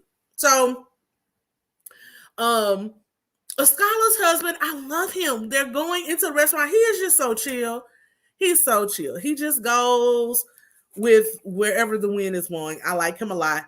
Wendy, as they get to the table, she welcomes all of them, lets them know that tomorrow they're going on a boat ride. Then they're going to have a crab boil. Some men, these white men at the back table are looking. They're giving the googly eyes to Giselle. Ashley lets her know because she's like, you can get you some strange. Ashley. Ashley's a good wing woman though, but I'm like, Ashley, why would you say, okay, girl? Giselle says she's not interested because of her toe. She's out of commission. Next, we learn that Giselle is interested in a hotel. She's probably going to get a hotel when they get back to the house. Robin keeps announcing to everybody that she's on her period. Why? I don't know about y'all. I don't want people to know. Like, if it was somebody in my household, but I don't go to work and because these are coworkers. I don't go to work and tell my coworkers I'm on my period. She already complained about it in the house. She told Chris on the bus, and then she just told the whole table. So, the dudes at the table send a table of shots to all the Real Housewives of Potomac folks. Next thing you know, we see an opposite table of white women, and they're like, hell no, you get shots? What's that? Dun, dun, dun. Like, what is this? We finna have something pop off? What's going on? They come back and we find out that the table of women are the wives of the white men that sent the shots that were also making the googly eyes at Giselle. So the wives weren't having it. Wendy is like, those are your wives? What's going on? Wendy sends them shots. And Karen goes over to tell the husbands that they need to not only send their wives shots, but also they need to do something to make up for this. Maybe a good old Yves Saint Laurent purse will work. I'm like, okay, purses and shots. Then we get back to the table. They do a toast to forgiveness. Again, we're having fun and we gotta figure out a way to bring the mess back up. So, after they do this toast is cool, right? Just do a toast. That's not enough. Ashley has to come in and stir up this crap pot again and ask Chris, how did he feel when everything was going on with Mia and Candace? Did he feel compelled to intervene? Overproduction. Like too much. Why? Why? Why can't we just have one episode? We literally just started the episode in the middle of a crap storming fight. Why do we have to get some more fighting going on, y'all? And this is what I mean. It's just exhausting. It was a completely unnecessary question. We saw that Chris had to intervene. Chris always has to intervene. Chris says that, he jumped in, he talked to Candace. They're like, yeah, Candace already told us. He cussed out. He wants to get into a similar space with Michael Darby that he is with G. He wants it to be where if the women have an issue, they have their issue. The men on Married to Medicine tend to do a really good job at this. And Chris is trying to get to that place. We're the men. We can have our friendships or whatever, regardless of what the women have going on. Then they get into this back and forth about what is really the issue between the Darbys and the Bassetts. And so Chris says he's never talked about Michael. Ashley's like, you haven't, but your wife has. So Candace says, well, that's because Michael called Chris white trash. Ashley says, well, Candace, you called Michael a slave driver. And they show the tweet where Candace is calling Michael an overseer. And Candace is like, yeah, because he rounds up his slaves. And so Ashley's like, are you calling me a slave? And Candace just sips on her drink. Chris tries to shut Candace up. It's like, I'm talking to Ashley. This has nothing to do with you. She won't. Ashley says, that's the problem. Candace cannot be a civil human being. Well, Chris kind of flips and says, well, Michael can't either. We're going nowhere again.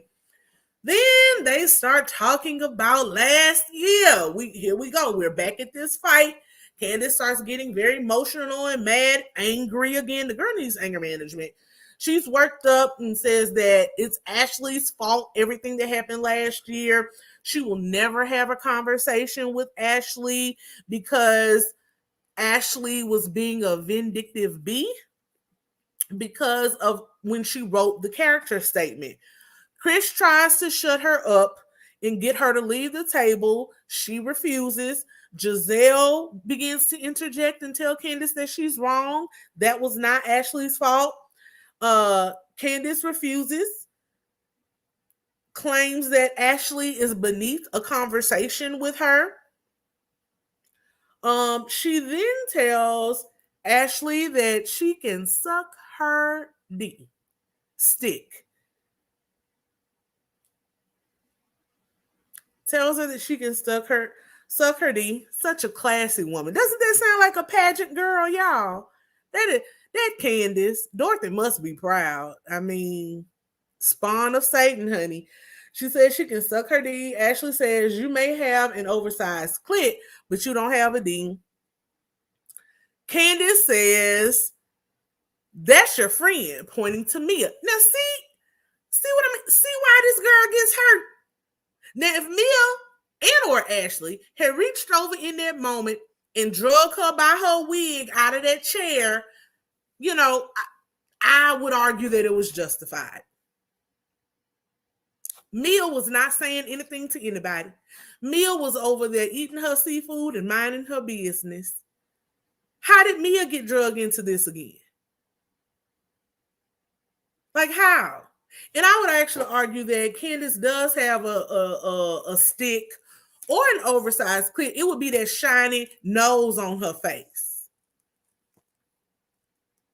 If she gonna tell anybody to suck anything, she should suck that. Get that fixed. Like, if you're gonna beat something, beat the shine off, ma'am. Beat the bronzer off. Like, why is that nose always going? It just makes no sense. Like, the girl goes to the lowest places, the gutter of the gutter, but expects somebody to respect her. Like, why? It makes no sense. She then tells Mia to shut up when Mia starts talking back, because Mia's like, what are you doing? Like, how did I get into this? This is where I was about to go. She tells Mia to shut up so that she doesn't embarrass her benefactor. Well, girl, You're just saying that because you are Chris's benefactor. You don't care when you embarrass him, huh? Because he doesn't make enough money, so he doesn't really count. And Dorothy, she's your benefactor, but she taught you this type of behavior or you learned from her. So I guess you're not really embarrassing her either. I would be embarrassed. I'm sure Candace was in like Jack and Jill or something growing up. I'm sure they're embarrassed. I would be. Like, this is horrible. Then she started pointing. They're pointing back and forth, Mia and Candace, and Karen is like, if anybody points in front of me again, I'm snatching some fingers. So that's what I mean. It's like you're verbally aggressive and abusive. Then you start pointing and flicking and throwing things. But then when somebody drags you, they're wrong. They're barbaric. They're ghetto. Everything that you're doing is barbaric and ghetto. Ghetto is not a zip code, boo-boo. It is a frame of mind, and you encompass all of it. All of it. She walks up to Chris. Chris leaves the table. He's done. Skylar's husband goes to check on him. He's like, I'm tired. I'm tired of breaking up fights. I'm over this stuff. I will be over it too, sir. You got a long life to go. Y'all said to death do you part. That's a long life to be dealing with somebody who acts like that. She eventually leaves the table, walks up to Chris like a little sullen child that she is. I know I'm in trouble. I know I'm getting went off on. Like, girl, you're too old for this. Please don't have kids with her, Chris. Like, keep wearing them condoms because this is horrible. I actually wouldn't even want her around the stepchildren that she watches. Giselle, they eventually come back to the table. Giselle, again, tells Candace that she's wrong. And honestly, as much as Candace tries to kiss up to Giselle and Robin, Giselle has made her alliances very clear. Very clear. And Candace is not included in one of them. Girl, at the end of the day, if you do want to call it colorism, you're not in the light girl clique. You're just not. And I actually think that's a BS argument. There are some parts of colorism in this show. This is not one of them. Candace has misplaced anger, starting with her mother, and anything that happens, she's always blaming the wrong person. Ashley was well within her right to give a character statement based on her experience with Candace. If you wouldn't mess over so many people, no one would be able to write witness statements attesting to your bad character. But she had an experience with you that was pretty much on par with Monique's experience. You threatened the girl with a knife. And if she wanted to step in and attest to that, that's well within her right to do. So Giselle lets her know, like, that's not cool. That wasn't Candace's fault. And she says that Candace has made it seem like last year was just in vain. Candace has learned nothing. So even Giselle thinks, although she didn't agree with the way it handled, the way it went down, she still somewhere thinks it was somewhat appropriate, and more so that you would learn something from it. You would watch your mouth instead of continuing to engage in these types of things. And she hasn't. And, you know, y'all know how I feel about Giselle as well. I had to give Giselle her props on that one. Someone has to hold Candace's feet to the fire. And hopefully, since she idolizes Dean, Big Sister Giselle Bryant so much, hopefully Giselle will be somebody who can get through to her. Because Karen tried to do it, she threw that away. Chris tries every day, she throws that away. So maybe, since she is so desperate for the approval and acceptance and validation of Miss Giselle Bryant, maybe Giselle saying something will help. I'm not gonna hold my breath, but maybe. 'Cause I don't like to think that anyone is unredeemable. But yeah, I don't have high hopes for Candace.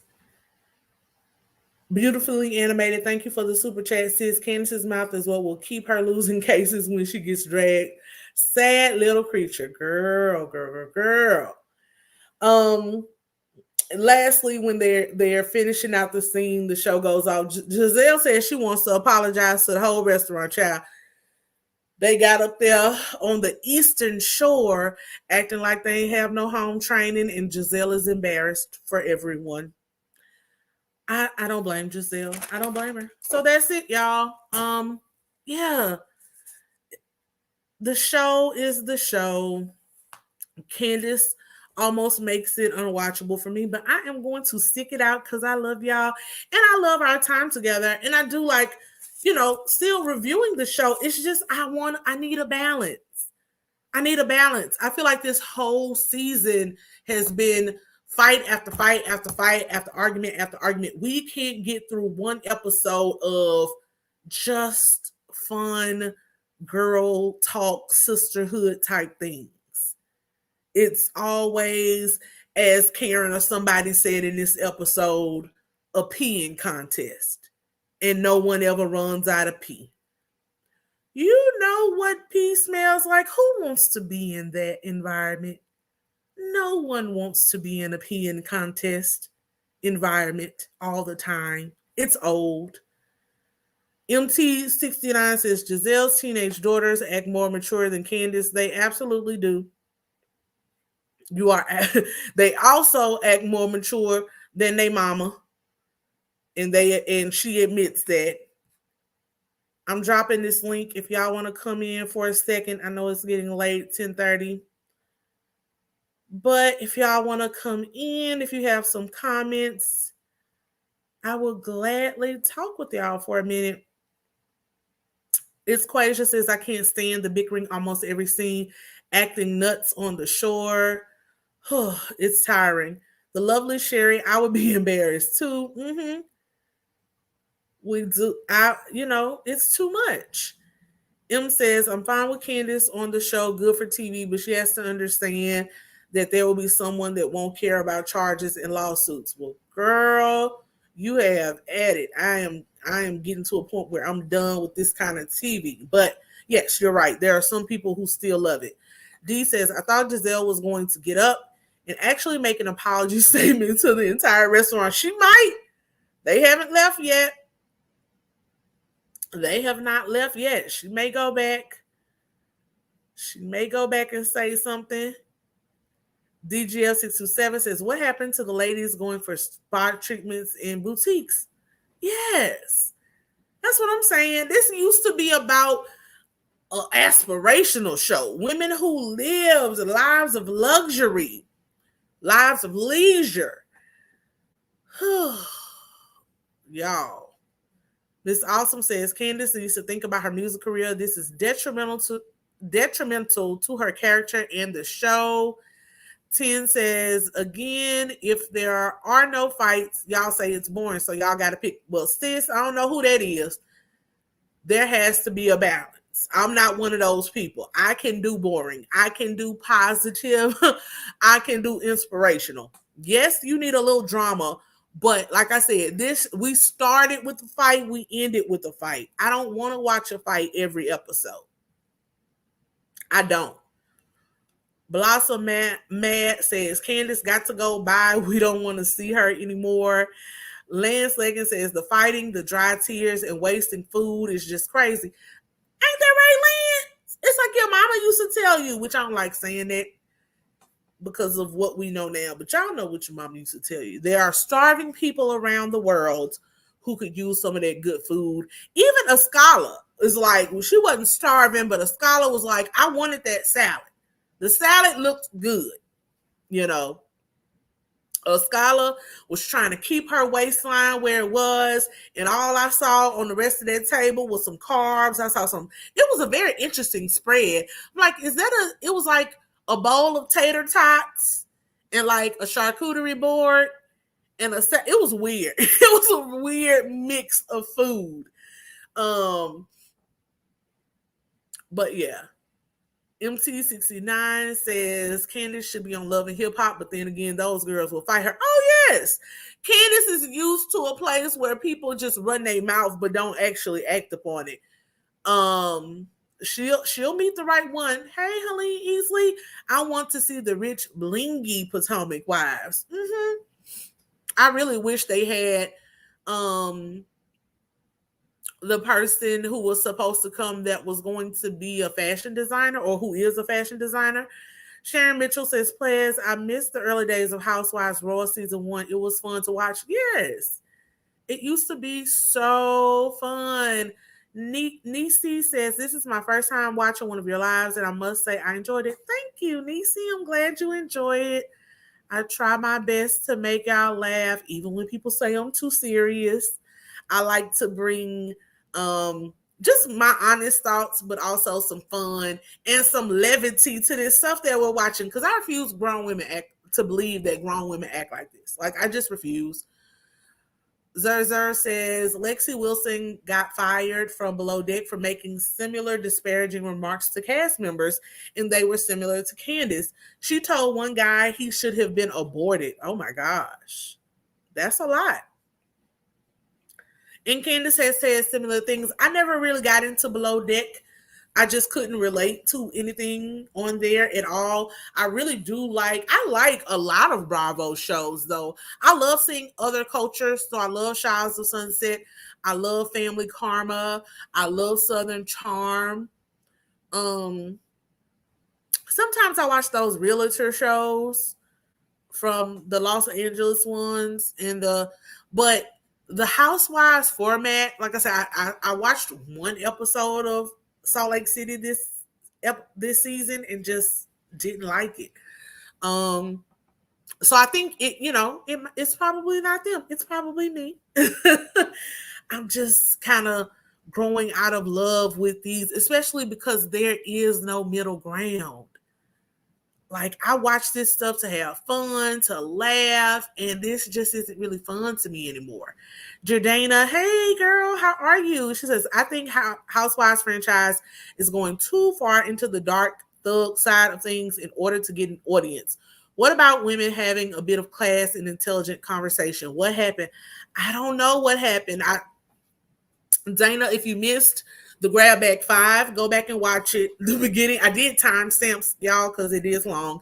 But I did kind of a rant in the beginning of it. And I think it's a mix of things. I know for me, I started watching these shows when I was 24. Now I'm 38. So that's part of it. My worldview has changed. But also, I think those shows were new. They were fresh. And as time went on, the pressure became more and more to get more ratings, to make it more outrageous than the season before.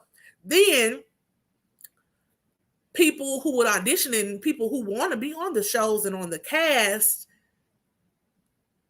they want to get on. So they're trying to up the ante to make themselves memorable, make themselves be a cast favorite, or a fan favorite, and someone who the network likes and will bring back. Also, I don't know. I think the people who live the real, like, elite wealthy lifestyle, most of them aren't really going to do this show. Unless you have that old money, that the Hilton sisters and people have, you do have to really kind of worry about your social standing in the world. So then we're left with kind of pseudo rich people. And like I said in that video, for me, I watch reality TV. I want it to be either aspirational or relatable. At this point, none of these women, I don't aspire to be anything like them. And they're not relatable because I don't engage with people like this. I'm in a sorority. I'm in other different civic organizations. And if there's a woman that I just really don't like, or if I'm in a friend group and my friend has a friend that I don't get along with, I just don't engage. Like, we're too old to be around here throwing stuff and fighting. We have too much to lose. And again, I know, yeah, they gotta make it. Well, the Plez, they gotta make a show. What you expect? That's what I expect. I expect it to be organic. And for me, I think the only way they can go back to making it organic is if they go, cut off like Atlanta. Potomac could go a few more seasons, but Atlanta, it just needs to stop. They need to pick a new city and go get people who are already friends. When you try to mix and match personalities, very rarely does that work. It's not organic. So go to a new city, go get a group of five fabulous women's, can't talk, 5 fabulous women who are already friends. I would like to see that. Because, in women's relationships, there's always going to be the potential for drama. But all of this extra stuff where I can see somebody is sent to be the bone carrier, and I can see that everything they do, they pit it against someone else on the cast, it's just old. I don't like that personally, the dramas that I watch on TV are scripted dramas. If I want to see some folks acting, I go watch actual trained actors who are good at what they do. These people aren't even good at it. You can if I can tell the play before it happens, that's a problem. If I can see you, let's talk about this. That's what Tiffany and Lewis do all the time. I'm like, y'all don't even know how to segue into your messy talking points. It's hella obvious. I don't like that. But again, that's just me. My thoughts. Y'all like what y'all like, and I get it.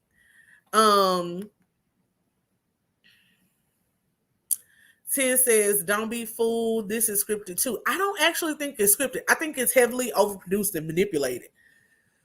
But I don't think it's actually scripted. I think they put the balls in motion. Like, they know how to make the combustion happen. But, for instance, last season, production doesn't really want to fight. But they wanted the other rah-rah to happen. They just didn't expect it to go that far. So they put all of the chess pieces in play, but I don't think there's an actual script that someone sits there and writes and says, you do this and you do that. I think the ladies kind of know, like I said, what they think is necessary or needed to keep them relevant. And so if they feel the need to really, that's the difference between someone who already has money and is like doing this for fun versus somebody who needs the check. They're more willing to do whatever, as we saw last year with LaToya Forever. But as in her case, you can run the risk of rubbing the audience the complete wrong way. And I don't think LaToya Forever foresaw that. Like, I thought she thought people were going to really dig her and like all the outrageous things she was doing. And that was the other piece that I had talked about on the last video of social media. Once social media really started ramping up around 2013, 2015, for me, that is when a lot of these shows jumped the shark. Because it became a peeing contest online as well. Like, I just want to watch the show. I don't want to have a Twitter war after every episode airs. Who does that? Say what y'all want about Kenya, but Kenya don't be over that. Matter of fact, did y'all go vote for my girl? It's too late now. I hope Kenya made it. Or no, I think they're going to have Disney villains tomorrow night. Y'all go vote for Kenya. She looks good over there on Dancing with the Stars. But anyway, I love y'all. Let me see. 10 says, I see what you're saying. They know how to take what's happening and manipulate it. Yes, absolutely. Community Solutions Pro. Hey sis, yeah, it's brand. Zer says yes, Plez, and seems like most women need to check. Pretty Mrs. G says no, Plez, love you though. Jean Johnson, vote her off. Oh, how dare you? Nuh-uh. Y'all gotta stop that. Like, even if I don't like, so put it like this: if Candace was on Dancing with the Stars, I would probably vote for her. Y'all didn't hear Issa Rae? I'm rooting for everybody black. I don't care if I'm watching a game show. If it's 3 contestants and it's only one black person, I'm like, go black girl, go black girl. Like, that's just how I am, y'all. If there are no black people, then I go for the woman. That's it. But yeah, y'all go support the Kenya Moore. She was over there twirling for real though. She looks good. She'll be back touching down the cause hell at Roa whenever she gets kicked off. The lovely Cherie says yes, she does. I'm so proud of Kenya, especially with all that she is going through right now. DGF 627 says Kenya is very gracious and likable on DWTS. She is. She actually is. Gene Johnson says that's how I watch Wheel of Fortune all day. All day, that's how I watch it. Miss Awesome says we're always here for our people except Kenya. Don't do it. Randa Diva says I'm not a fan of Kenya, but she is doing well. I don't think she'll win, but she is doing well. I don't think so. Honestly, if we know who's on the show, I think it's already set up for JoJo Siwa to win. That's the other thing about these types of shows. It's like, oh, we have to have a first. So for her to be the first, I don't know if she's the first LGBTQIA plus community person on the show, but this is the first time they've had someone dance with a same-sex partner. I would be very shocked if she didn't win. I mean, it looks like it's kind of set up like that already. She always gets the highest scores. But she's a very good dancer. Let me be clear. I'm never going to say they're only doing it because of that. She's a good dancer, but she comes from a background of dance. That's actually one of my issues. It has always been one of my issues with Dancing with the Stars. To me, I think it is inherently kind of unfair when they have people who come from a dance background. Same thing with the gymnastics girl, although she's kind of struggling a little bit. No, wait, she got kicked off last week. So yeah. But when you had JoJo, like she was on the show on Lifetime with the little girls, dance moms or whatever. So she comes from a background of dance and she dances very well. But I think it's already kind of in the bag from her. Terry B says, I stopped watching Dancing with the Stars years ago. I did too. I only watch it if somebody is there that I want to see. And so this season it was Kenya. And I also like The Miz. Like I remember Mike from The Real World and Road Rules. And it was so like, that's when you talk about putting your dreams out there and manifesting things. Mike has been saying he was going to be a wrestler since then. And he made it come true. So I really like watching Mike. His wife is funny too. So I like watching him and a couple of other people. So I really like watching Iman, but I think Iman is going to suffer what a lot of the guys suffer. He's so tall. So for him to do those really classical ballroom dances with just the proportions of his legs, it's hard for him. But anyway, y'all, we done got into a whole nother thing. Randa Diva says Melora Hardin is leading right now. She scored the highest tonight. Okay. I really want to see it because they were doing the Disney princesses, and I think tomorrow they're going to do the Disney villains. So that should be really good. I love the costumes. Although I really don't like whoever is doing Tyra's costumes. Like they go way too. It's a lot. It's a lot. And Tyra is a gorgeous woman. Of course, she's carrying more weight than she used to, but there's a way that you dress her body. In almost every outfit that they put her in my opinion, is completely unflattering on her. Like, it makes her look way bigger than she is. And I'm like, who is doing this behind the scenes? It's like, stop it. Some of those outfits they had her in last week for Britney week, I was like, where's that lady who did the costumes for the Black Panther? If she busy, Miss Ruth, what is she doing? Because whoever they got over there playing in Tyra's stuff is not cool. Brenda Lee says, yes, Miz did manifest his wrestling dreams. He absolutely did. The Real World was my show. I loved it. MT69 says Tyra's fashions are very costumey on the show. And Randa Diva says Tyra's doing way too much. She can look much better despite being a little fluffy. DGF says Tyra is trying to conceal that weight rather than enhance. It's like she's wearing a full body cap. Girl. Chef's kiss to you, sis. That is a perfect description. It looks like a full body cast. Community Solutions Pro, thank you so much for the super chat, sis. Love offering from Louisiana. Yay, yay. Hey, homegirl. Candace Lane says, love you, Plez. Have a wonderful week. Yes, I love you all. Have a great week. I may be back. I don't know if I'm going to do it live. I'm not going to lie to you. If I don't do it live, it'll be a pre-recorded video. But I am going to give my thoughts on these new singles for Ready to Love. The DC, they have now, first they were in Atlanta, then they did 2 seasons in Houston, now they have gone over to DC. So I'm going to do my thoughts on the new cast.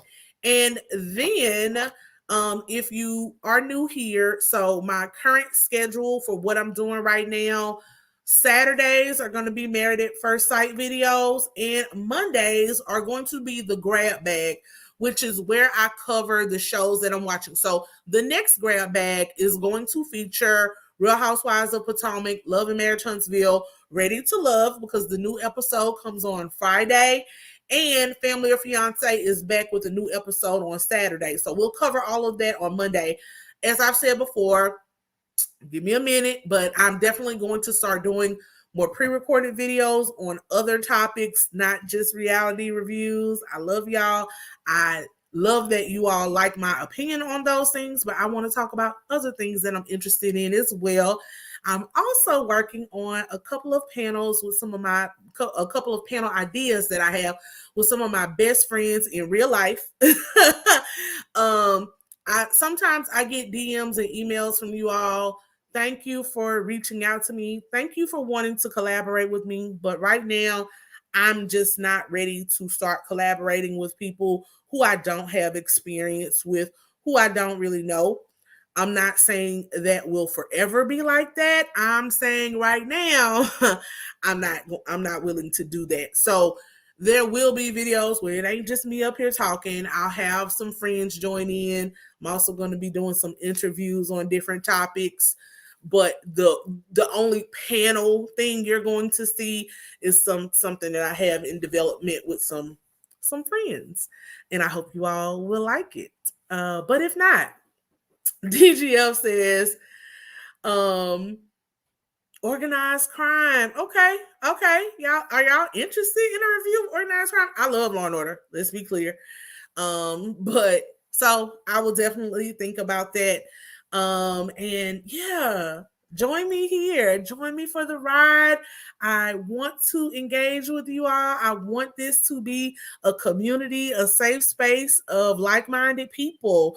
And we are about enlightening, educating, a little entertainment, but just being that light that you want to see in the world, learning how to be your best self, growth, passion, purpose, all of these things, walking in your power. That is what Scared of Beautiful is about. I thank you all so much for your love and support. I thank you for being here with me, Bows and Beauties.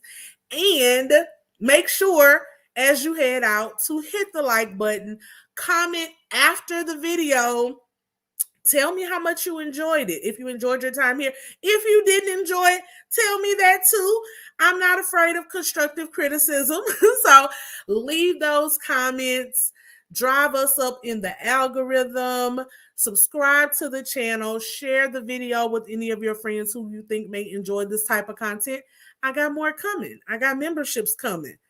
Join in. I love y'all. I will see you all next time. All right. Talk to y'all later. Bye.